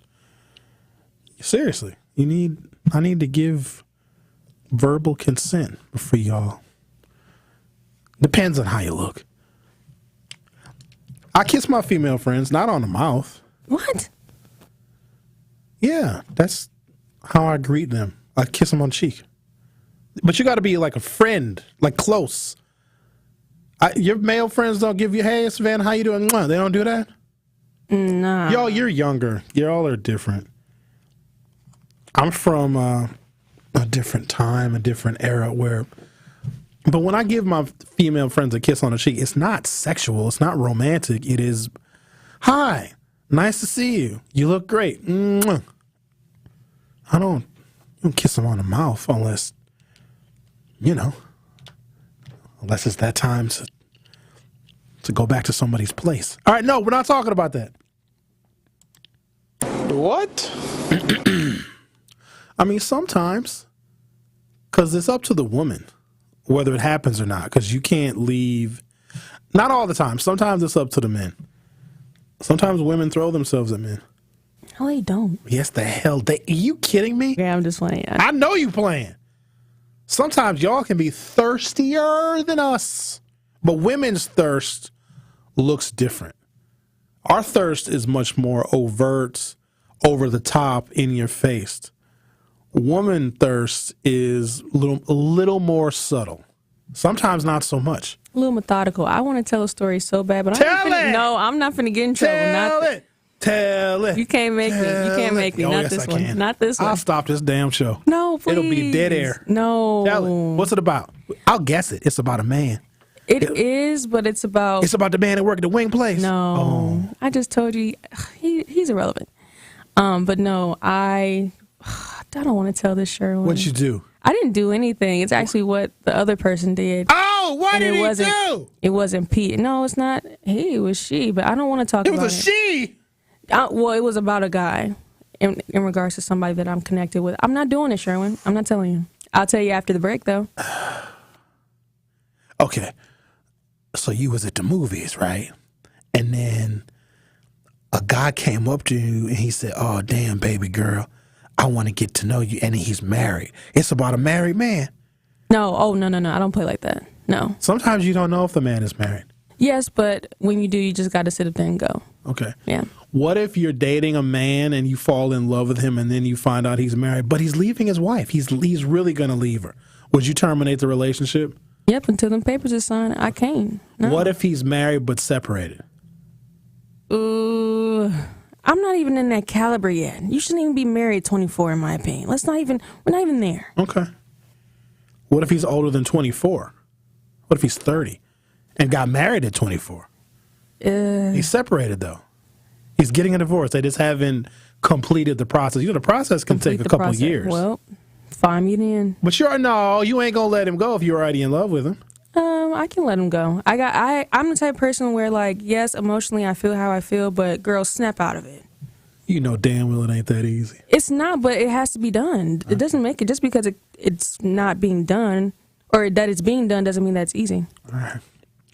This one is written by Kendall Cunningham. So she is a black woman who pens this article on Vox.com. And she says, one of the best beauty tips I've ever read came from Mindy Kaling.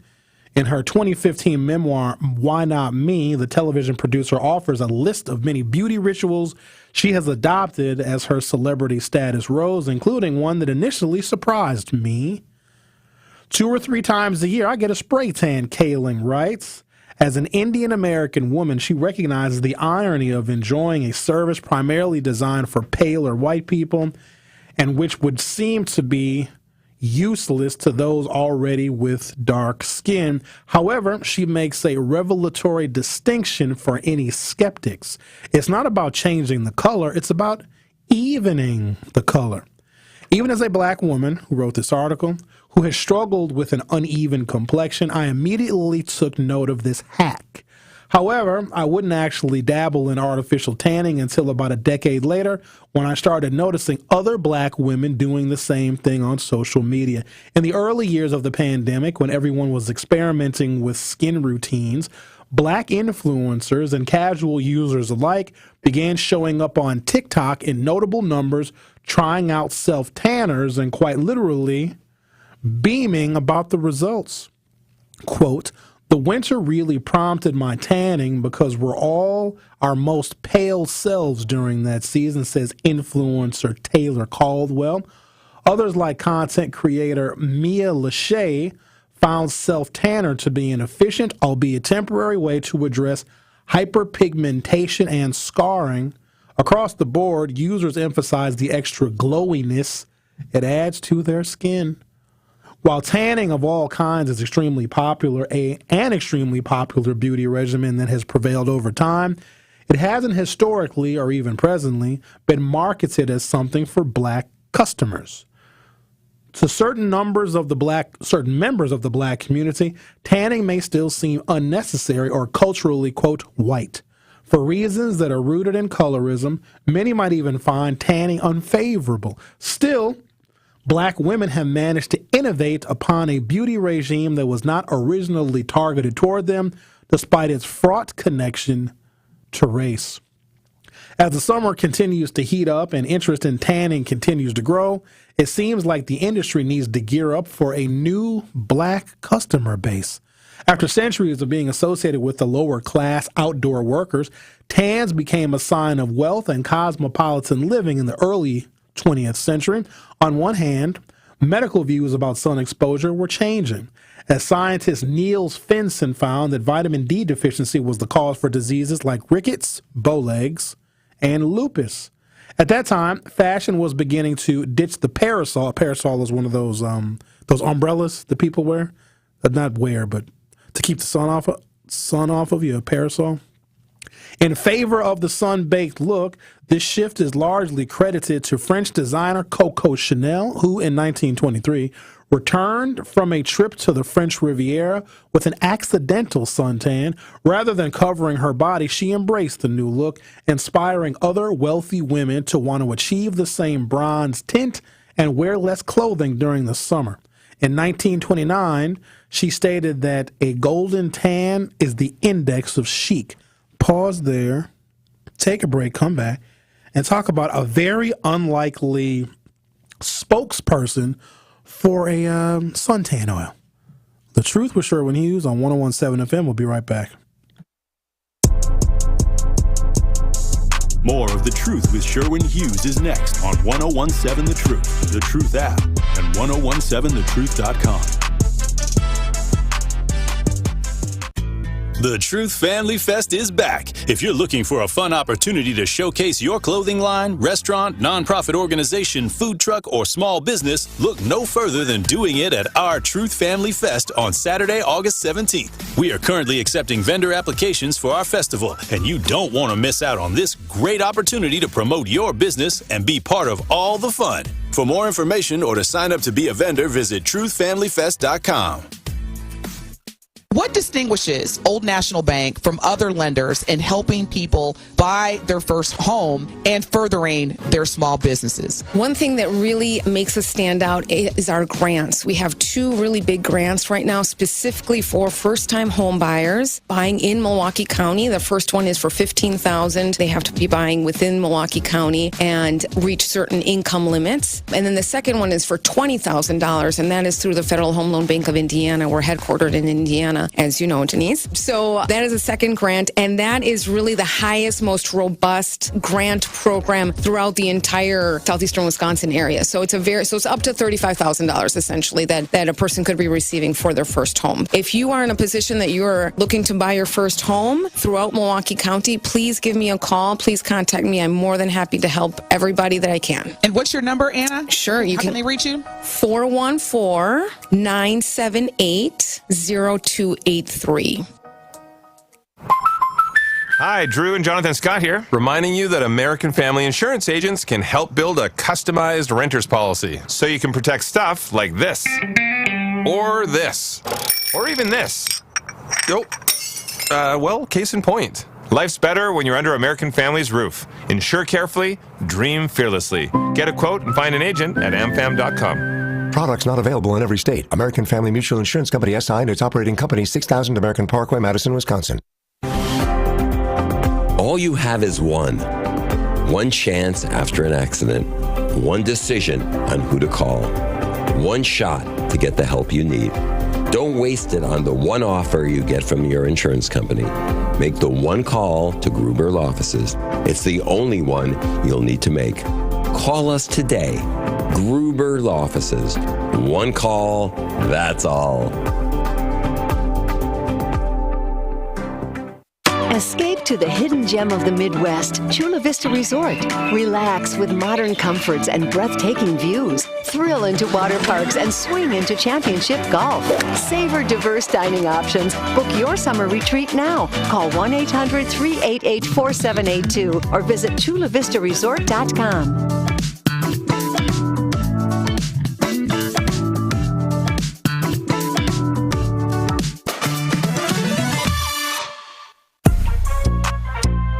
This is The Truth with Sherwin Hughes on 1017 The Truth, The Truth app, and 1017thetruth.com. Dreams of you are so fine, so fine. Since I woke up, so is my state of mind.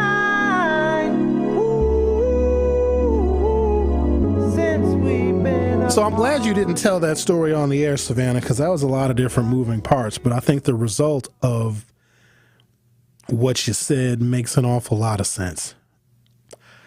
And women don't like to hear this from me, but there's a competitive nature amongst women. I'm just going to leave it there. I'm not saying y'all are competing for men, but sometimes women try to one-up each other. They do. Well, men do too, but we do it in different ways. So here's one. I've dated before, as I've shared with you guys many times. And if sometimes I get tired of hearing my girlfriend talk about this one girl. It's always one girl she complains about. It might be a coworker. It might be like a friend or a friend of a friend. She's always, right? Because women, as they should, they commiserate with their men because you guys trust us and you tell us things you can't tell everybody else, right? But if I ever get tired of hearing the woman that I'm involved with talk about another woman, it's tried and true. Fellas, if you're ever tired of your woman just complaining about this one woman, maybe it's a coworker, maybe it's her manager, maybe it's some other woman in her life, she's always complaining about it. She's always talking about who she's dating, how she's dressing, who she's sleeping with. You ever just get tired of that, fellas? She's always talking about this one woman like she's obsessed with this woman. All you got to do is ask your girl, right, your woman, hey, what's Sally up to these days? You'll never hear about Sally ever again. Guaranteed. Oh, that's a tactic, huh? Hell yeah. If I ask, because here's the thing, I'm justified in asking, because if my woman that I'm dating is always talking about Sally, Sherwin, you ain't gonna believe what Sally did today. You ain't gonna believe what that whole Sally wore. You should have seen her shoes. We went out to dinner. You should have seen Sally. She was all over the waiter. Sherwin, Sally got drunk at the restaurant. We had to carry her out. She's always talking about Sally, right? Always complaining to me about Sally. But the moment that I ask my girlfriend, so what that girl Sally, what's up with Sally? She'll never talk about Sally again. And in fact, I might get in trouble. Why are you asking about Sally? That's all you got to do. Like, she can complain to me about Sally, but I better not ask about her, because here's the thing. Sally is probably really attractive. Sally took a man from the girl that I'm dating, like in 8th grade. And the girl that I'm dating still has a grudge against Sally, so now she's overly judgmental about Sally. I can't believe Sally did that. Sally's so stupid. Sally gonna get fired from her job. Sally this, Sally that. But if I ever ask about Sally, she'll stop talking about it. She won't bring Sally up no more ever again. All right, let's see if Sally goes tanning. Let me see. Where's my story at? Hang on a second. Everybody relax. Calm down. But can we debunk, because I know you said it earlier, when it comes to melanin, black people, you still need sunscreen. You still do. We do. Okay, just wanted to say that. I got sunburned for the first time in my life. I never been sunburned before. Never. Like, my skin was, like, it hurt. Because my bald head, you see, I was in Florida last year. I took a nice little vacation. I'm sorry. I went on assignment in Florida last year. And I was out there basking in that March Florida sun every single day. And I noticed my head was like sore, like tender. And sometimes when you shave, like your head can be a little bit sore.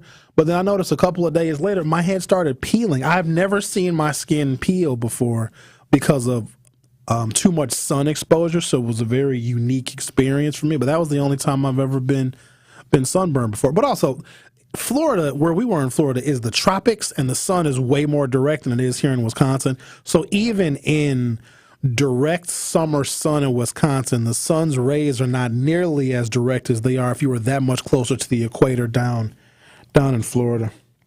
All right. Still, the influence of people of color can't be understated. African-American performer Josephine Baker was so widely admired, if not fetishized, in France for her caramel skin in the 1920s. Considered one of the first beauty influencers in this regard, she began marketing her own tanning oil called Baker Oil to help white Parisians emulate her Le Peau de Brune, which must be skin of brown, right? Brown, Le Peau de Brune, that's Le Peau is skin, de Brune, brown. As advertised on the bottle, by mid-century, tanning was evolving from a casual do-it-yourself activity for the leisure class and those who wanted to look like they were a part of it into a profitable industry. In the 1950s, German researcher Eva Wittgenstein discovered the skin-darkening properties of a medicine she had used to treat patients with a rare metabolic disorder. The solution, which was dihydroxyacetone, DHA, was later sold in copper-tone suntan lotion.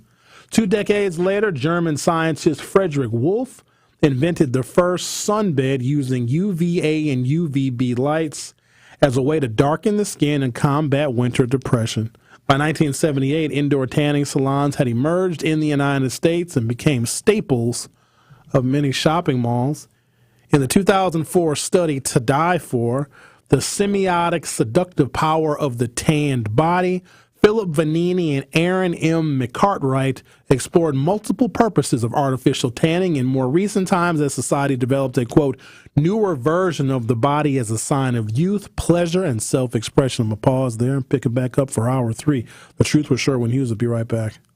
Summerfest is back, and the award-winning 1017 The Truth has got you covered with front row access passes to the best concerts at Summerfest this year. Tune in to all your favorite Truth shows every day so you do not miss your chance to win tickets and wristbands to see artists like SZA, Bryson Tiller, Lil Uzi Vert, En Vogue, K-Camp, and so many more. Don't miss your chance to see these artists up close and personal during Milwaukee's biggest summer party. Summerfest is presented by our founding partner, American Family Insurance.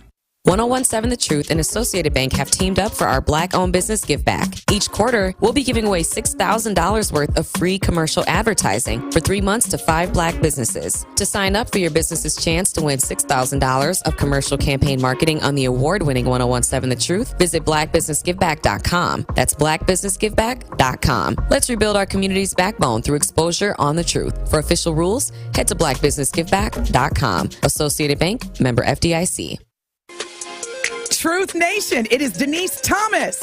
And Telly Hughes. From Truth Be Told with DT and Telly. And guess what? What is that, DT? Our Truth fans can now watch and stream us live every day, Telly. Wait a minute, Denise. Let me make sure I got this thing right. Our amazing and incredible Truth fans can go to 1017thetruth.com, click the Watch Live link, and watch me and you do our thing live from YouTube and Twitter every morning? Yes, Telly, that is exactly right. So now they can watch you almost lose your black card every Friday during our Truth Telling Hit segment. Come on now. You know I'm never losing my black card. But Truth Nation, you gotta tune into all your favorite 1017 The Truth shows, as you can not only listen live on the app, but you can also stream us live all day, every day by going to 1017thetruth.com and clicking the Watch Live link. My name is Ariel. When I arrived in the U.S. at 19, I struggled to find job opportunities without my high school diploma. My entire life changed when I took a chance and got my high school diploma at age 22. Everything I have, my education, my career, my marriage, I owe to the Adult Literacy Center and my teachers. They were with me every step of the way, helping with my English and math, making sure I push through all the challenges. Ariel, your success proves that what I'm doing as a teacher has real meaning. It was an honor helping you achieve your greatness. Now you're helping others achieve theirs. It inspires me. Education was the key that unlocked all my opportunities. When you graduate, they graduate. Find free and supportive adult education centers near you at finishyourdiploma.org. Brought to you by Dollar General Literacy Foundation and the Ad Council. Get the truth and nothing but the truth with Sherwin Hughes every weekday from 9 a.m. to 12 p.m. on 1017 FM, 1510 a.m. WGKB Waukesha, and W269DL Milwaukee, a locally owned Good Karma brand station.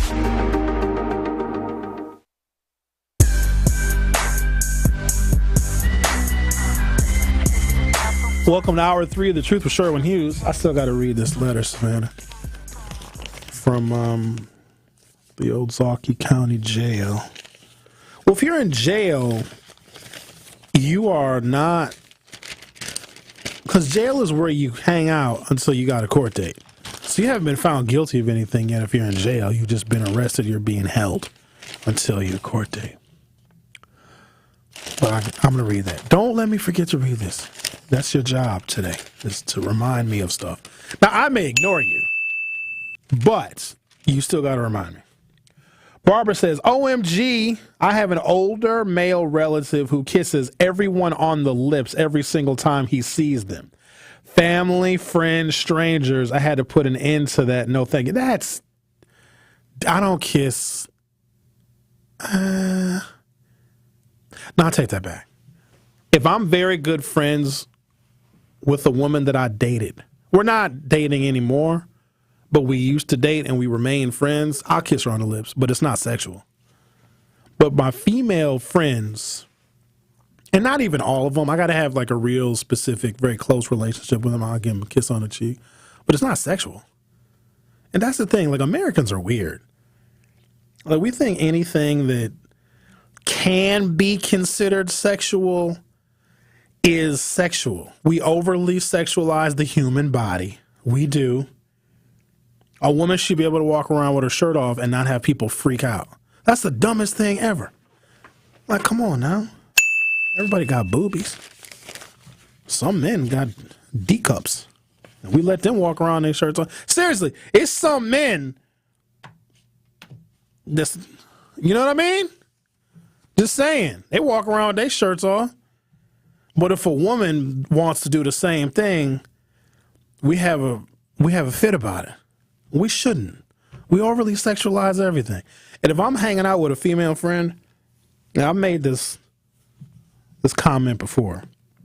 Even if we're just friends, when I am with her, she is in my custody. I have to protect her, even if we're just friends. If we're dating, if she's my wife, okay, all of those things. And I don't know if a lot of men understand that responsibility or if a lot of women appreciate it. Let's say I'm just hanging out with one of my female friends. We're just kicking it, hanging out, grabbing a bite to eat. We're at the Sizzler. We're at Chili's. We're at Applebee's having nachos. That's all we're doing. We're just hanging out. It's not even a date. It's just two homies getting together and catching up.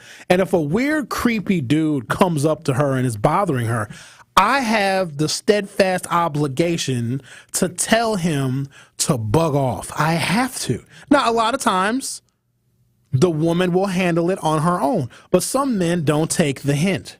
And also, I get offended. Talking about stories we shouldn't bring up. Ooh, I got one. I wanted to fight this dude. I wanted to fight him in Moe's. And I'm very classy, very sophisticated. I don't like to fight, but if I get that angry, what's that mean?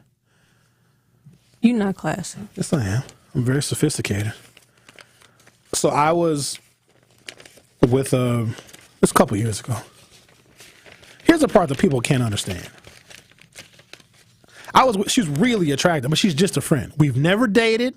We've never slept together. She and I just, when we met, because we got a bunch of mutual friends, she and I just clicked. She's like a homie. If anything, she's like a little sister, but she's really, really pretty. Like, she's been in Playboy. No, I'm serious. Like, she's actually been in the magazine. Not that being in Playboy makes you pretty, but she's... Yes, it does. Okay, fine. And so we were at a Christmas party at an event. And it's me and her hanging out. And I see another one of my friends. And so to the casual onlooker, it looks like me and her on a date. It looks like she is my date to this Christmas party. Technically, she is. Now, we both knew the person that was throwing the party, and we were both invited separately. And she texted me. She's like, hey, you going to so-and-so's Christmas party? I was like, yeah, I'm going. You going? She's like, yeah. Hey, you want to come scoop me and we can go together? I was like, bet, I'll come get you 7:30. So we arrived together. We're sitting at a table together. And in another, I don't even know if I want to call this dude a friend. And those people that are in my social circle, you're going to know exactly who I'm talking about. I don't like him personally. I'm only cool with this dude because he knows my people. I think he a bastard. But we tolerate him because he knows a lot of our same people. So he's just like, y'all remember the show Leave It to Beaver? There was a character named Eddie Haskell who just always sucked up to everybody. Oh my God, hey, how are you? Oh my God, you look really nice. It's like he's fake. Like he's not authentic. And so I'm hanging out with my female friend. We mind our own business. We sitting at a table. We drinking our little drinks and having little hors d'oeuvres at the Christmas party at Moe's.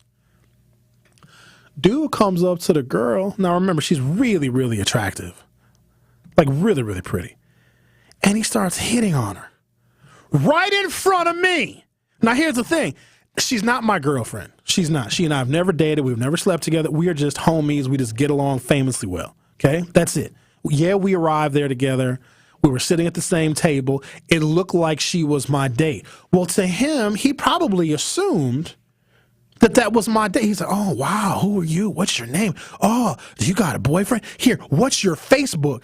And he pulls his phone out. Now, I'm just sitting here, I'm just grinding my teeth because remember, he's not being threatening. And she certainly can handle herself because she's used to it because of how she looks. Men always come up to her.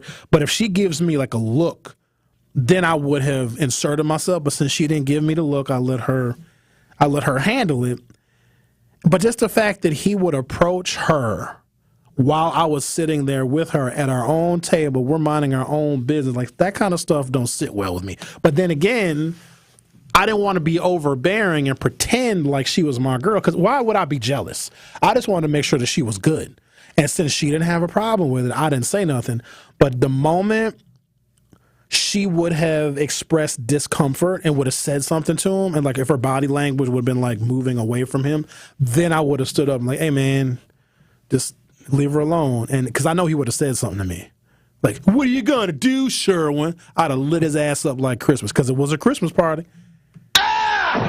But that's the obligation that men have if we are hanging out with a woman. And so when I give my female friends a kiss on the cheek when I'm greeting them to say hello, or if I'm saying goodbye to them after an evening, I'm letting them know that you are in my custody. That's all it is. It's not sexual, because here's the thing about women. Y'all don't protect yourselves very good. You think that you do? Because even when I see women in self-defense classes, it's so cute. Like you have the guy who's wearing all the protective gear, and then they show women like, no, really go and attack them, ladies. And like the way women throw these ridiculous haymaker punches, I'm thinking to myself, I could kick that woman's ass in a second. Well, I'm just saying, women are not, they're not good at protecting themselves. Women are not very physically offensive to a man until they're in a relationship with him. Then it's different. Y'all can beat up the man you're in a relationship with, but if it's just like a regular man out there in the world that is like invading your personal space, y'all are not very good at defending yourselves. Here's the other thing. Even when women are cops, they don't do a lot of shooting. You ever notice every time there's an officer involved shooting, it is never a woman? So even when women have the authority to use force, y'all still don't do it. Y'all will literally a woman cop will be accosted by a suspect still trying to talk her way out of it. No, sir, please. No, sir. Can you stop? Sir, please. Sir, please.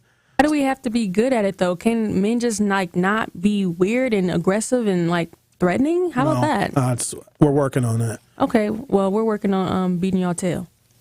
No, you guys have had like 3 million years to evolve to be able to fight us. Other than kick us in the nuts, y'all don't really have much as far as defense goes. But here's the thing. We know you're going to try to kick us in the nuts. So the nuts is the first thing that we're defending, because women think like, oh, if a guy ever, tries to assault me, I'm going to kick him in the nut. We have a hand that's always at the ready to protect those nuts. It's the nut hand. So whenever we think a woman is going to get physically aggressive, it's like, y'all don't have any other moves than the nuts, because we as men have evolved to protect the nuts. So I'll kick a man in the nuts. No, you won't. I'll catch that foot. I'm not going to even say my tactic. What is it? It won't work. Pow, pow, pow. Stop saying you go shoot somebody. You ain't got no damn gun. You ain't gonna shoot nobody. I can see you trying to kick some nuts. And you got a little short leg, so your leg probably couldn't even reach the nut height. But first of all, I wasn't even saying about shooting the gun. That was my fist. Pow, pow, pow. But oh, please. What I was trying to say is, as you are trying to get to the nuts, you're going to lower your head, right? Crack! Oh, that's good. Right in the head. Okay. So as he's defending the nuts, you think he's going to drop that head? Okay. A little bit. All right.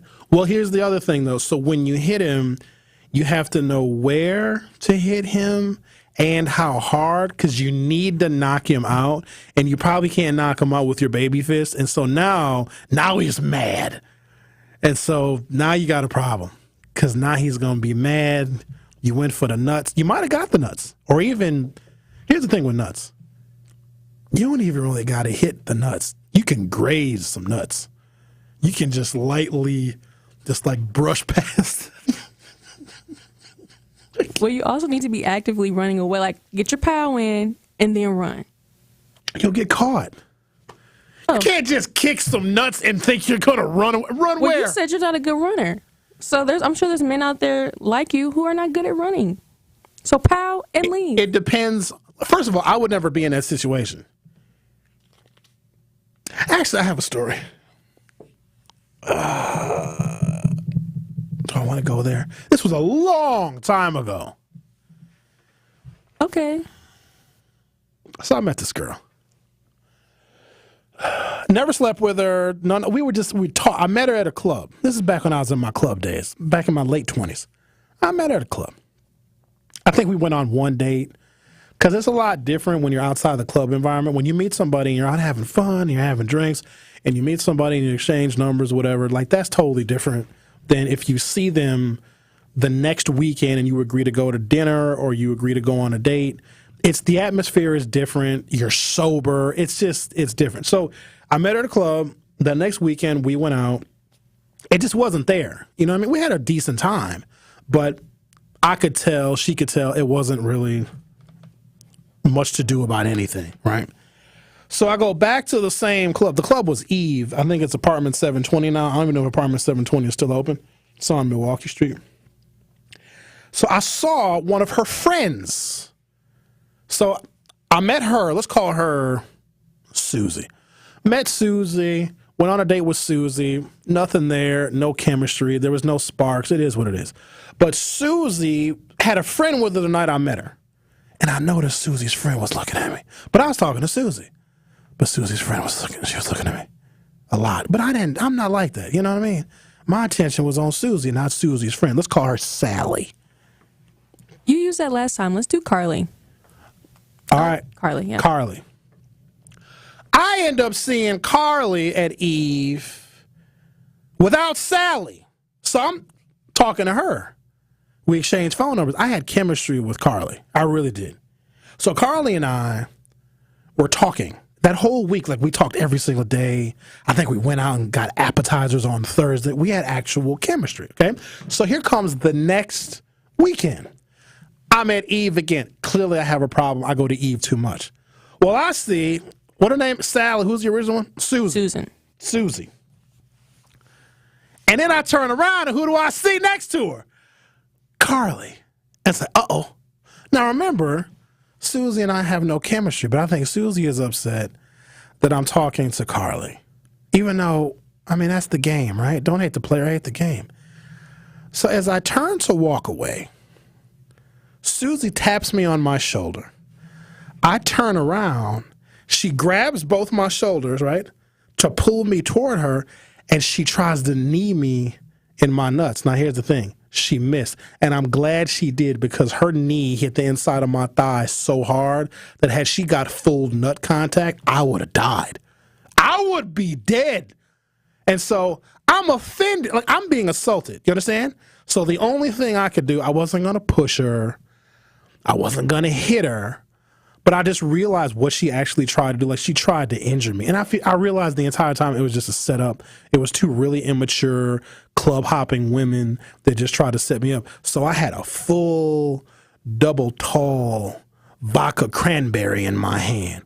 And so the only thing I could think to do, this is a very female, feminine thing to do, is I took that full, double tall vodka cranberry and I splashed the whole drink into Susie's face. And Susie was wearing a white tank top. Now it's red.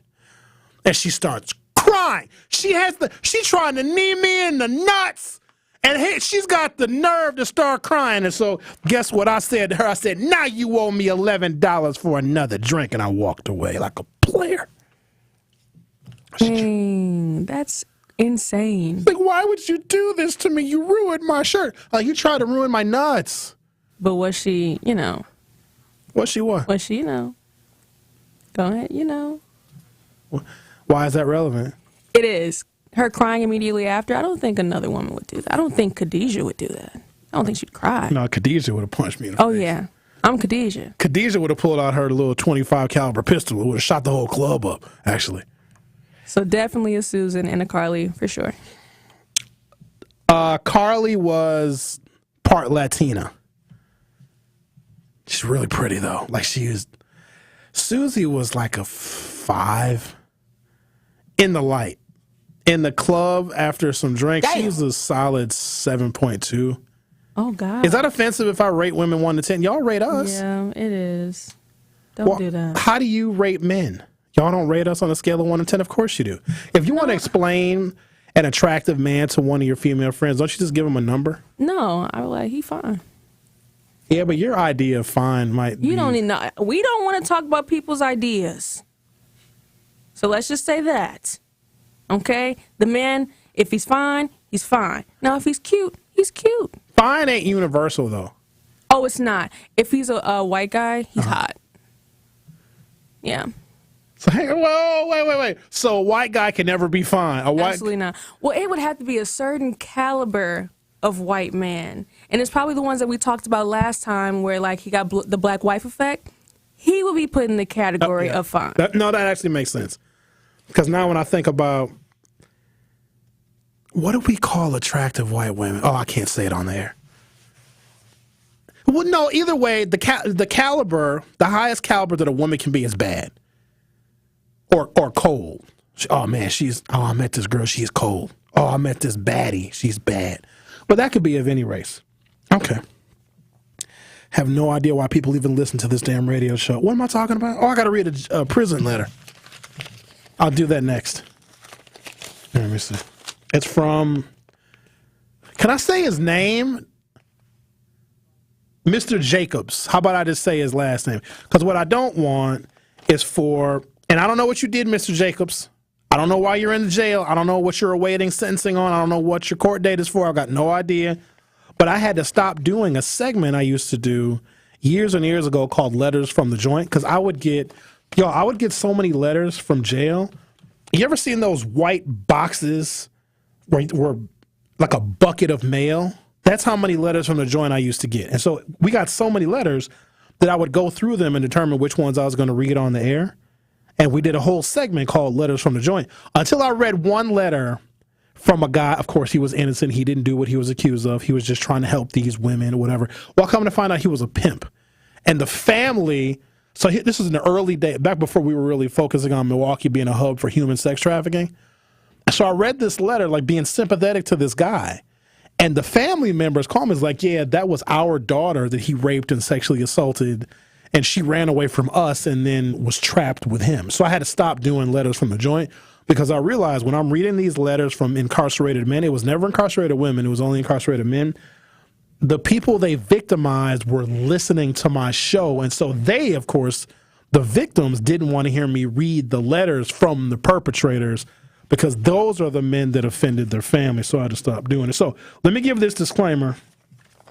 I don't know what you did, Mr. Jacobs, but I'm going to read the letter you sent on its merits. And I'll do that next. The Truth with Sherwin Hughes on 101.7 FM. We'll be right back. The Truth with Sherwin Hughes returns after this on 101.7 The Truth app, and 1017thetruth.com. Bringing all the smoke to you. I love what you're doing, and this radio station is just like what it's called. It's the truth. Download the new 1017 The Truth app now.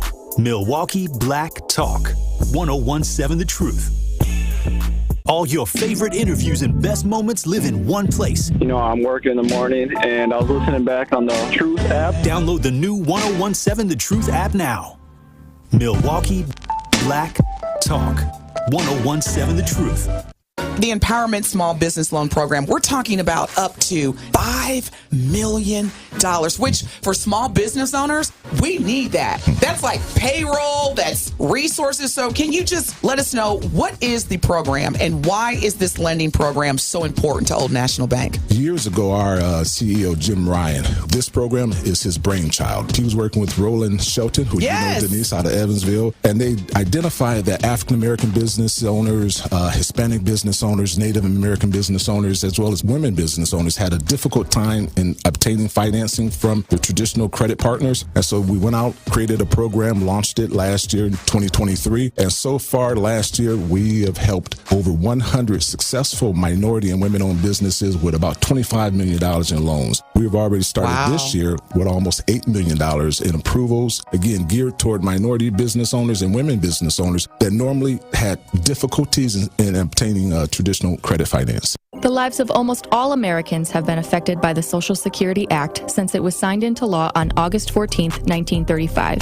For those unable to work due to health problems, there are two main types of disability benefits paid by the Social Security Administration: Social Security Disability Insurance, also called SSDI, and Supplemental Security Income, also known as SSI. I'm attorney Lauren Zwerlein from Tabak Law, and we offer free consultations to everyone. Call Tabak for the payback. TabakAttorneys.com. Come escape to Lake Lawn Resort. Enjoy stunning lakeside views, on-site golf, award-winning spa, and numerous dining options, including 1878 on the lake. Dive into the pools, explore water sports, or relax by the lakeside fire pits. Experience Lake Lawn Resort's newly renovated guest rooms, part of a multi-million-dollar upgrade for ultimate comfort and luxury. Whether it's a romantic getaway, family vacation, or corporate retreat, Lake Lawn Resort has it all. Book your stay at Lake Lawn Resort today and discover the perfect blend of adventure and relaxation. We not the Geek Squad, but we get the problem solved. Computer giving you problems, you need to drop it off. HD surveillance, residential or commercial. PWD computers, call us up and let us know. If you need a custom computer, yeah, we can build it for you. Business brand to help you expand, get more exposure. We offer graphic designs and networking. We keep you connected in the world that's not perfect. PWD Computers, 3800 West Belize Street, 414-445-5793. Monday through Friday, 10:30 to 5. It's The Truth with Sherwin Hughes on 1017 The Truth app, and 1017thetruth.com.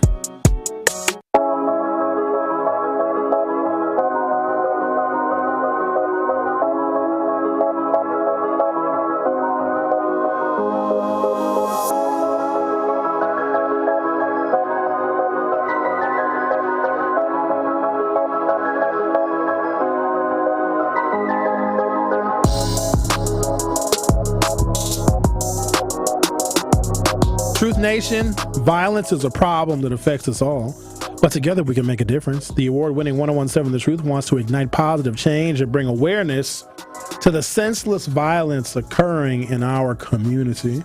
This is why we are hosting our second annual Truth Walk Against Violence, led by Tori Lowe, on Saturday, July 20th, from Victory Over Violence Park down MLK Drive right to our studio at the 3rd Street Market Hall. Over the next month, Tori Lowe will be speaking to community leaders about how we can better provide resources and work as a community to rise up against violence.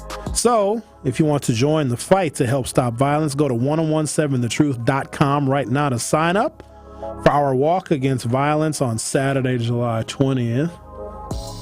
And, Truth Nation, join our Truth team tomorrow for our second Beyond the Mic with Sherwin Hughes from 5 until 7 p.m. We will be at Scene 1 Restaurant and Lounge located at 5526 West North Avenue. Get there right at 5 o'clock so you don't miss your chance to win a one-night stay at the Chula Vista Resort in the Dells. $25 food voucher. Oh, you get a food voucher at the Dells too. They're adding things. A 4-pack of tickets to see the Brewers or a $25 gift card to Cousin Subs. Plus, from 5 until 6 p.m., your first drink is on our partner PWD Computers while supplies last. Don't miss out on all the fun and join us for our Beyond the Mic with me, Sherwin Hughes, tomorrow from 5 until 7 p.m. at Scene 1. Sponsored by PWD Computers. PWD Computers, they keep you connected. Visit them at PWD Computers on Facebook. I wonder if they're going to do a Sherwin drink. They should. I didn't even get a chance to taste the Sherwin drink at our first Beyond the Mic at Gibraltar. Well, what did you want? Did you like pick the liquor and pick what it was? Or? I had no idea what was in it. Anybody consult me. They said, Sherwin, what kind of liquor do you drink? I said, I like the vodkas. Okay. And that's it. I never even tasted it. So maybe like a Sherwin drop. Hold on. That's player. Hold on. No, that's not player. Let me get a Sherwin drop. That's not masculine. A Sherwin. A Sherwin. Espresso martini. How'd you even order a Sherwin? Excuse me. Can I get a third one drop, please? Can I get a sure? No, that's even worse. I saw people even posting on Instagram talking about how good the Sherwin drink was, and I didn't even get one. Dang. Because when I got there, so there was 2 bartenders at Gibraltar. One of them didn't know how to make the Sherwin drink. We had to wait till the other bartender got there. By that time, bust it open. Get you some. I don't even know why. Wrong hotkey. Sorry. What? You play that with like 35 times a day. How do you mix that up with another one? It was right next to it. All right. What else do I got here? Oh, I got to read the letter from jail.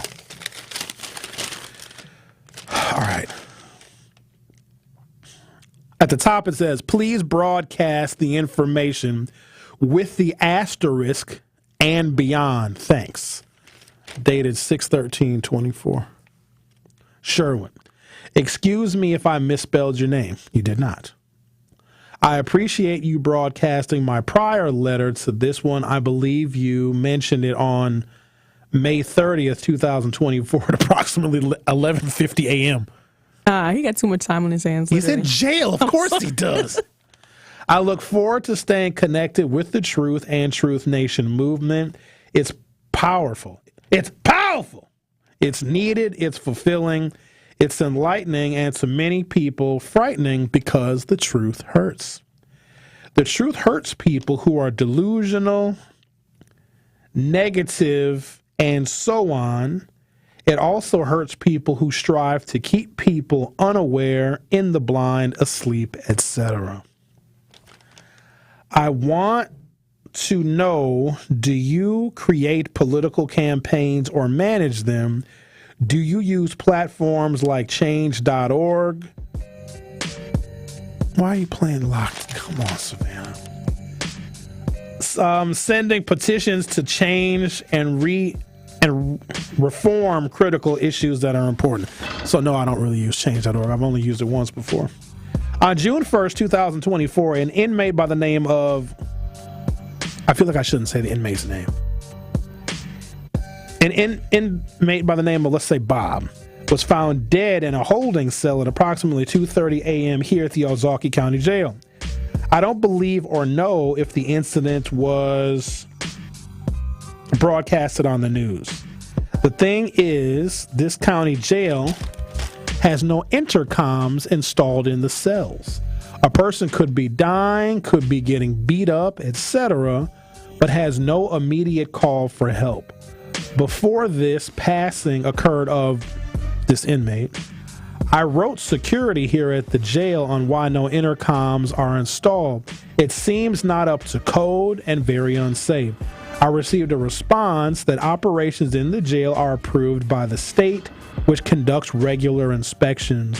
I still have documentation of the request slip, along with the newspaper article about the incident of Ozaukee County Jail regarding the death of this unnamed inmate.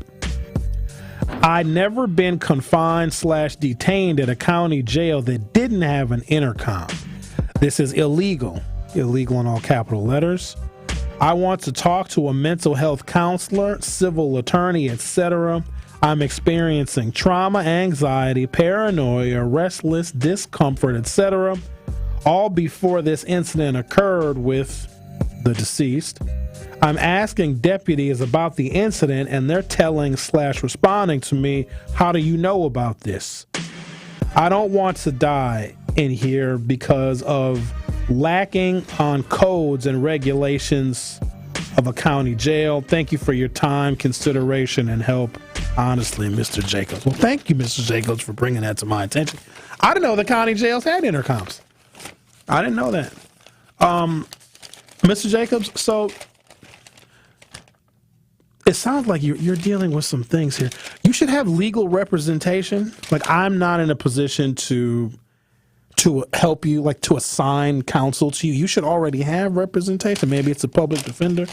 I'd say talk to your public defender about some of the things that you are personally experiencing, because I know that when someone is in the custody of the state via a county jail, they're supposed to look after your safety, your health, your well-being. And if you're experiencing these things, well, hopefully there's some help that's available to you. But, I have not heard about Ozaukee County inmate death. I heard about Milwaukee County inmate deaths because there's a bunch of those. But no, I didn't hear about this. Well, you're right. Thank you for writing. Maybe we'll look this up. Because he has the name of the inmate, but I don't want to say the name of the deceased inmate because I don't know. Because a lot of times, like, extended family members may not know that one of their family members is dead. And so you don't want to find out from me because I'm the wrong person to give bad news to. All right, but I do have some good news. Savanna, should we give away a chance to win $5,000? Here's the thing. I'm sorry, Mr. Jacobs, but you probably can't be call number 10 because you in jail. And we don't accept collect calls if you're trying to win the $5,000. Are people calling already? Yeah. Tell him to stop. I haven't even said the thing yet. And plus, you got to play the sound effect. Okay, 1 second. All right, you take your time. You take your time and every damn thing else around. Hey. What? I'm coming. Hold on. What is this stuff with this croquet match? Why do y'all do this every year? You know about this? They're having a croquet match. Black people don't play croquet. Oh, I thought you was talking about salmon. What does Lisa want? Oh, no, we can't do. Lisa, you got to call back another time. Why? Because I got to give away some money. Why are you yelling at me? Well, can I hold until you give away your money? No, because you're taking up a line that somebody needs to call and be caller number 7. Okay, I'll call back. I know you'll call back. You ain't got nothing else to do now. That's why. Okay, bye. Unbelievable.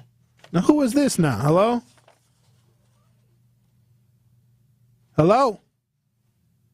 Oh, y'all playing on my phone? I'm going to remember his name. All right, play the thing, Savanna. One call, that's all. One call, that's all. That's right. Now's your chance to be entered or win our one call, that's all $5,000 giveaway. Call 833-212-1017. I should know the phone number. 833-212-1017. We'll take caller number 7, and you'll be entered to win $5,000. Remember, if you or a loved one has been injured in an accident, call Gruber Law Offices. One call, that's all.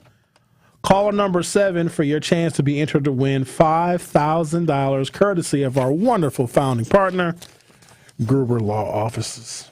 Y'all want me to answer? Because y'all know. No. Why not? It'd be too chaotic. I'll take this one. Hello. Hello. Hey, how you doing? All right, I'm calling number 7. Not even close. You're calling number 1, brother. Got to call back now. All right. Okay. All right. What you still on the phone for? You got to call back. The Truth with Sherwin Hughes will be right back. The Truth with Sherwin Hughes returns after this on 1017 The Truth, The Truth app, and 1017thetruth.com.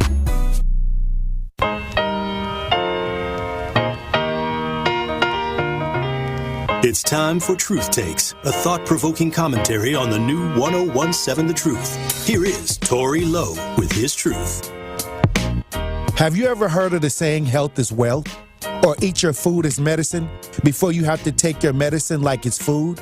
Well, I'm maturing in age and I'm starting to realize what it means to truly value my health. Lately, I've been paying attention to what I'm putting in my body by making changes to my diet and adding exercise to my daily routine. Look, I love to eat, and I have not always been conscious of reading the labels. My motto used to be, if it tastes good, it's all good. Now my motto is eat better, get stronger, and live longer. The truth is, it's important to make positive adjustments that will increase your health long term. I might not be a guru on nutrition, but I do know you are what you eat. And even if you decide to eat better, you still have to watch out for processed foods, PFAs, GMOs, and other man-made chemicals that could negatively impact your health. So remember to detox your body as often as you can. There are many ways to go about this, so do your research and check with your doctor if you have pre-existing conditions. At the end of the day, it's your life, your health, and we have to make sure we're taking time to do the proper maintenance on ourselves. Also, make sure you choose a diet and exercise routine that works for you. I'm excited about this new journey that I'm on to properly take care of my body, and I hope I can encourage you to get excited about your health as well. Eat better, get stronger, live longer. Now start eating powerful. This has been Truth Takes on the new 1017 The Truth. Listen to The Tory Lowe Show weekdays from 1 p.m. to 4 p.m.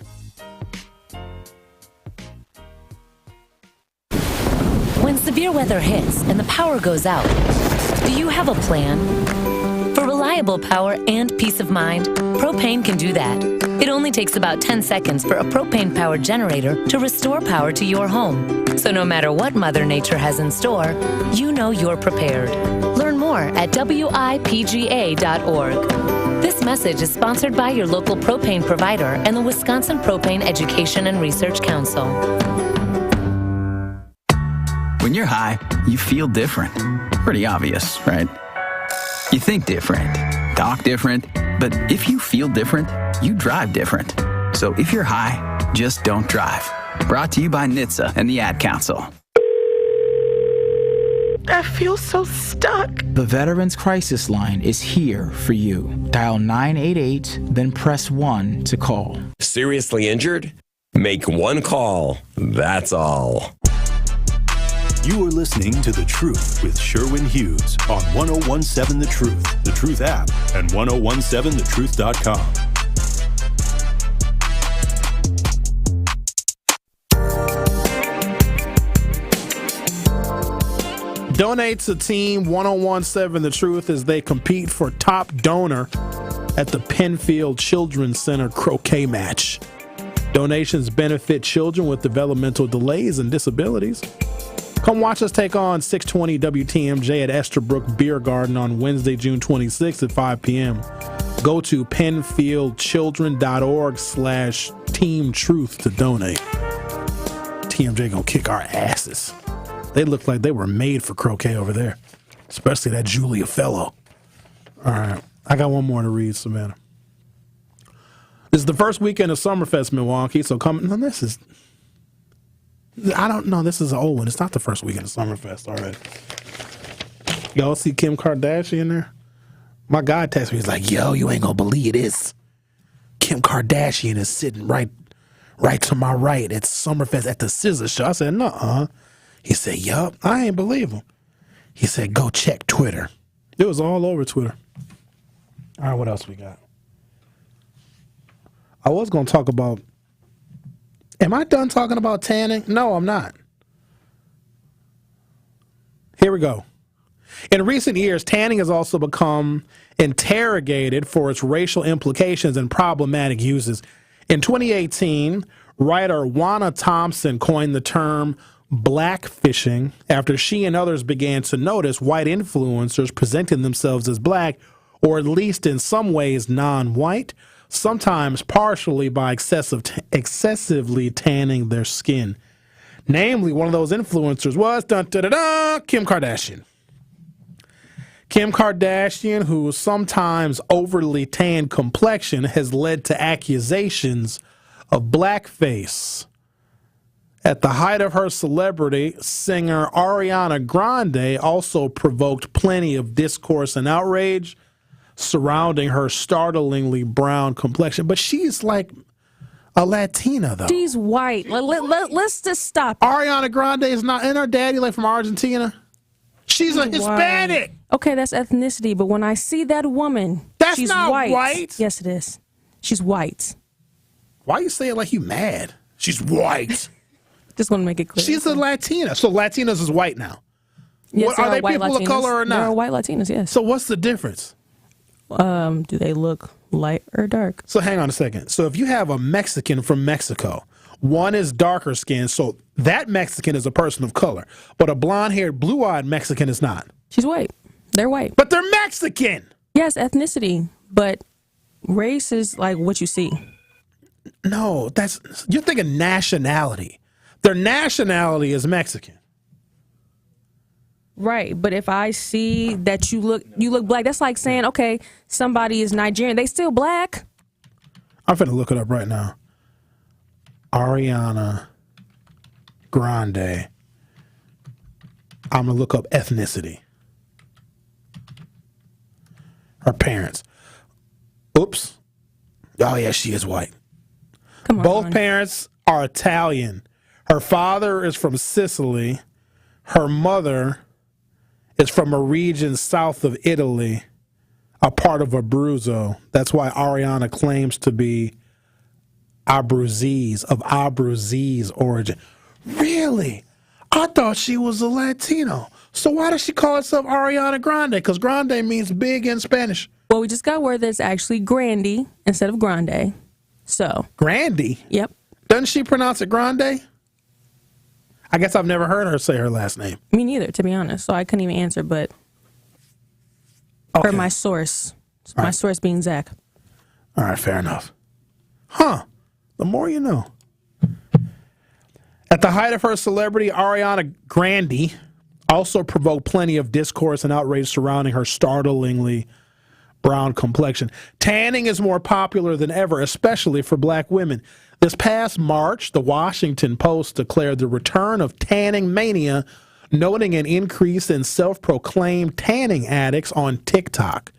Under the hashtag tanning, which currently has 4.1 billion views, Gen Z is discovering new and dangerous ways to make themselves darker, including non-FDA approved tanning pills that contain large doses of color additives. There's also a viral contouring hack where users strategically apply SPF to their faces in order to achieve tan lines where they would normally apply contouring makeup. Maybe the sketchiest method is tanning nasal spray, which features the unregulated hormone melanantone. I know how to read, don't I? Melanantone H. MELANOTAN. Melanatan. 2. I can't read. Currently, these products are largely being sold by cheap, no-name brands. You can find a 30 milliliter container on Temu for $2. In addition to side effects like nausea and fatigue, these nasal sprays can also raise one's risk of developing melanoma. Melanotan. That's what it's called. Okay. Despite their well-documented correlation to skin cancer, tanning beds, or as TikTok users refer to them, sunbeds, are also making a strange comeback. They even got a recent cosign from Kim Kardashian, who showed off her tanning bed during a tour of her Skims office. Looking through the hashtag, many of the users on TikTok are going to these extremes to be white. On a different side of beauty talk, though black women are engaging with this, quote, sun-kissed trend in a different and markedly safer way, mid-priced body bronzers and glow oils like Kopari Sun Shield Body Glow Sunscreen, Refi Body Glow Tinted Moisturizer, and the Anastasia Beverly Hills Shimmer Body Oil have become viral sensations. Tanning drops and serums like a Drunk Elephant D-Bronzy Drops and Isle of Paradise Self-Tanning Natural Glow Face Drops have become a quick, customizable option for those looking to brighten their faces. That's crazy. I just bought a tinted moisturizer yesterday. For what? You don't need no tint? I mean, no. It's first of all, it's good for like if you don't want to put foundation on, it's hot. You just put a little tinted moisturizer. So it says, looking through the hashtag, many of the users going to these extremes seem to be white. But on a different side of beauty TikTok, black women are engaging in the sun-kissed trend in a different way. Okay, let's talk to the caller. You're on 101.7 The Truth. How are you? I'm excellent. How was your weekend, brother? It was good. I didn't do much because of the rain, but it was all right. Right. It was kind of like a Florida, like if you've ever been to Orlando, like it rained and then, a few minutes later it's hot and rain's drying up. On Friday, I wound up waiting for like 30 minutes to try to play golf because it would rain and then it would stop and back and forth. Finally, it stopped and we had a good 18 holes Friday evening and yesterday. Oh, that's lovely. My putting game is on the rise. Anything at all to say about the topic? Just curious. Yes, I have. Of course. All right. It is a manic Monday, and you're stepping into relationship manure as on most Mondays, and it's funny. And Savanna is there to correct you. That's the great thing. Savannah don't know. Savannah's 21 years old. She don't know that. She knew enough to have a red flag in her brain when she met the Uber driver. So she's no, a person not who's really. wise She beyond didn't know her it was a years. red flag till we told her it was. You didn't know. He's like, well, So you told her? Yes. Okay. No, he didn't. Well, she never gave the guy an opportunity to be a creep if he was a creep. So that's a success story. she gave an Uber driver her damn phone number. You ain't supposed to do that. They have my number. But with regards to the tanning, I think we kind of missed a really great opportunity here on colorism and the many tentacles that it has, because I think I texted you about all the white women who come from Arizona who are older, what they call them, snowbirds, and they're usually almost as dark as you, brother. Some of them, I don't know if those are excellent spray tans, and if they are, Donald Trump should find out where the ladies are going.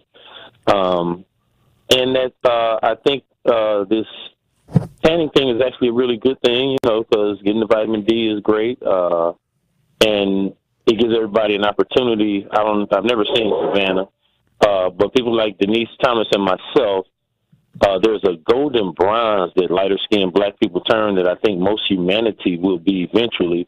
And so with all the hate about, light skin versus dark skin coming back, from 2 or 3 generations ago when, people were involved and engulfed in the Willie Lynchism of colorism, I think this is a great topic that maybe you can touch on again later and dig a little bit deeper, into where we are currently. But really, it's about black women wanting to tan their skin as opposed to white women and white men, white people wanting to bronze or brown their skin to look more appealing. The whole irony of the article that I have is that black women are catching on to the trend as well. But either way, I will discuss it again. But right now, I gotta go because I got 3 other calls and I only got about I know you do, 8 man. minutes worth God of bless. show. I got a call coming in too. Okay, then. Probably the ex-wife. Oh, have a good one. Okay, good luck. Yeah, you know the story, brother. Peace out. Okay, peace. The Truth with Sherwin Hughes. Will be right back. Don't touch that dial. The Truth with Sherwin Hughes will be right back on 1017 The Truth, The Truth app, and 1017thetruth.com. Truth Nation, our first Beyond the Mic Happy Hour Mixer Series was a hit. Round 2 is up next. Join me and my Truth teammates for my Beyond the Mic Happy Hour Mixer Series on Tuesday, June 25th from 5 until 7 p.m. at Scene 1 Restaurant and Lounge, located at 5526 West North Avenue in Milwaukee. There will be delicious cocktails, great conversation, and unforgettable memories. Plus, from 5 until 6 p.m., your first drinks are sponsored by PWD Computers. So mark your calendars for Tuesday, June 25th from 5 until 7 p.m. at Scene 1 Restaurant and Lounge. You know one thing about Biden? Here you go again. When he makes a promise, he keeps it. Okay, like what? He got us out of the pandemic, got the country back on his feet. Okay, sure. And when all that recovery money was getting spent, Biden made sure that black businesses and communities got our fair share. So, man? That's a promise made and a promise kept. Okay, but what else? New roads, new bridges, high-speed internet, even out in the country where your brother lives. Yeah. Lower health insurance rates. Didn't your premiums go down? Uh-huh. That's another Biden promise kept. Looks like it. My mom's medication costs less. Your cousin's insulin is now only $35. Okay, but what about jobs, building wealth? Under Biden, the number of new black small businesses is booming, and black unemployment hit a record low. See? That's another... Okay, I get it. Promise made, promise kept. I can see that now. Told you. Biden and Harris are getting the job done for us. I'm Joe Biden, candidate for president, and I approve this message. Paid for by Biden for president. Don't think twice. Call Geis. Garage doors giving you headaches? Best way I know how to deal with it is to call my friends at Geis. Family owned since 1955, Geis is the trusted authority on garage doors and openers in southeastern Wisconsin. Trust me, I use them too. With brands like CHI and LiftMaster, they have doors for every budget and will even build custom designs to match your exact needs. For fast, reliable garage repair solutions, go to GeisDoors.com or call 262-784-4250. GeisDoors.com. Don't think twice. Call Geis. Associated Bank knows your small business isn't just a venture. It's your dream and a vital part of the community. And we're not just a bank. We're your neighbors. We're looking out for you. That's why Associated Bank offers quick online applications and approvals with funding in as fast as 1 business day, checking with no minimum balances or maintenance fees, and prompt customer service. Explore our products at associatedbank.com/business or visit a branch for more details. Subject to credit approval. Member FDIC, Equal Housing Lender. Have you been injured at work, denied VA or Social Security benefits? Don't get taken advantage of. Go to Tayback Law Firm, recognized as one of the top Social Security law firms in the United States. Tayback Law sincerely wants what is best for the Milwaukee community, and last year they helped return over $30 million in wrongfully denied benefits to the people in our communities. Stop waiting and get the benefits you are entitled to. For more information, visit TaybackAttorneys.com and get Tayback for the payback. This is The Truth with Sherwin Hughes on 1017 The Truth, The Truth app, and 1017thetruth.com.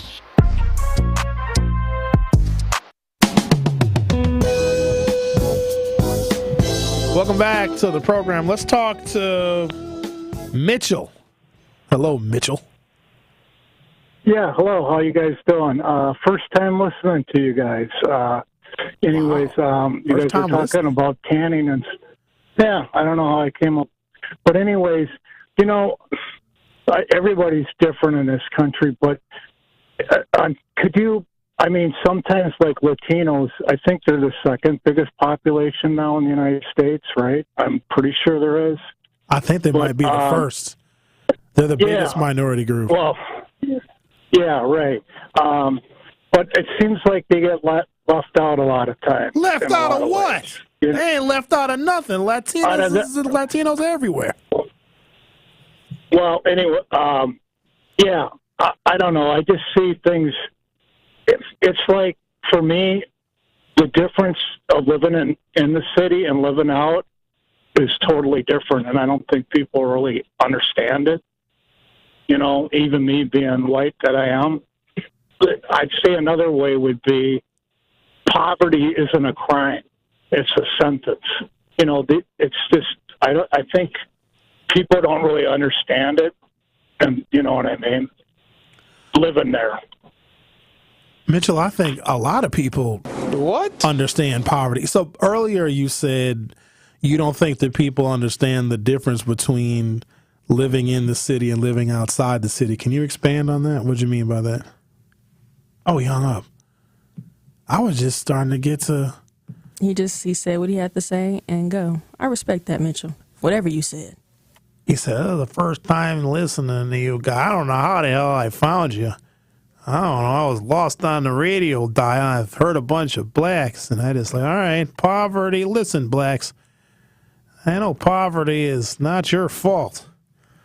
It's my fault. All right, let's talk to... Hello, Lisa. Good afternoon, Sherwin. How are you? I'm good. Do you have anything to say on the topic, Lisa? Please say something Hello, on the topic. Savannah. Hi, Lisa. How you doing? I'm well. How are you? Don't be pushing me on because I'm looking right at you on my computer. I see your little gestures there, Sherwin. I see them. But anyway, women, men, or even women, stop tanning. Black women, love you. Hey! Put that finger down. Put it down. Roll it down. Don't be. I didn't say you give it away. But anyway, okay. Black women, stop tanning. Love yourself. Don't unwind it. Thank you. Love yourself. Okay. Now, I remember. And on East Capitol, I don't know if she's there, a young lady, she's African, she was a door greeter when you left. Man, you talk about skin was beautiful and black. Have you people ever seen a truly black African? Okay, not the men, but the girls. Never. What? Oh, my God, that skin is perfect. Oh, my God. That's Wait, where have you seen an African at? What? Where are they? I saw, like I told you, I saw one in East Capitol. I don't know. You saw an African? Did you try to capture it? No. Oh. Look, she was so beautiful. I stopped and I asked her. I said, "Are you a model?" She said, "No." And you know. Wait. She's here for Wait, stop, Lisa. You asked her if she was a model, and she said what? She said no. She said no. She said she's here for the school. I can't talk like Savanna. Savannah's good, but she's here to go to school. And when she finishes school, she's going back home. That's the second beautiful black African woman I've ever seen. I mean, skin, you can't describe it, but it looks like gold. It's so black. It's like, and I mean, not a blemish, not nothing. Just beautiful, just awe-inspiring. You just want to stop and be like, I need to be behind. Lisa, Savannah's telling me I got to get off the phone because there's 2 other people on hold and I got 50 seconds left on my show. Sorry, Lisa. Okay. Bye, Savannah. I'll call back tomorrow. I know you will. Lisa said, I saw me an African in the wild. D, you have the last word. Yeah, I am all about my skin color. You will never see me in a tanning booth or spraying chemicals on me to become chocolate or what I am. I appreciate my color. I have another question, Sherwin. Maybe you could bring up tomorrow. Okay. My son lives in Phoenix, and he drives for DoorDash. Yeah. And he told me the other day he had to slap the shit out of, excuse my language. Oh, slap somebody. Yeah, I'm sorry. He had to slap somebody. What now? Because I got to go. What happened now? He drives for Uber, and the dude was mad because he was parking in his spot. The dude came in the restaurant and grabbed my son's shirt, and he had to slap the white off his skin. Okay, well, I gotta go. My show was over, but I thank you for the. Did you beep that out? Okay, I gotta go. Goodbye, everybody. I'll see you next time. 1017 The Truth and Associated Bank have teamed up for our Black-owned business give back. Each quarter, we'll be giving away $6,000 worth of free commercial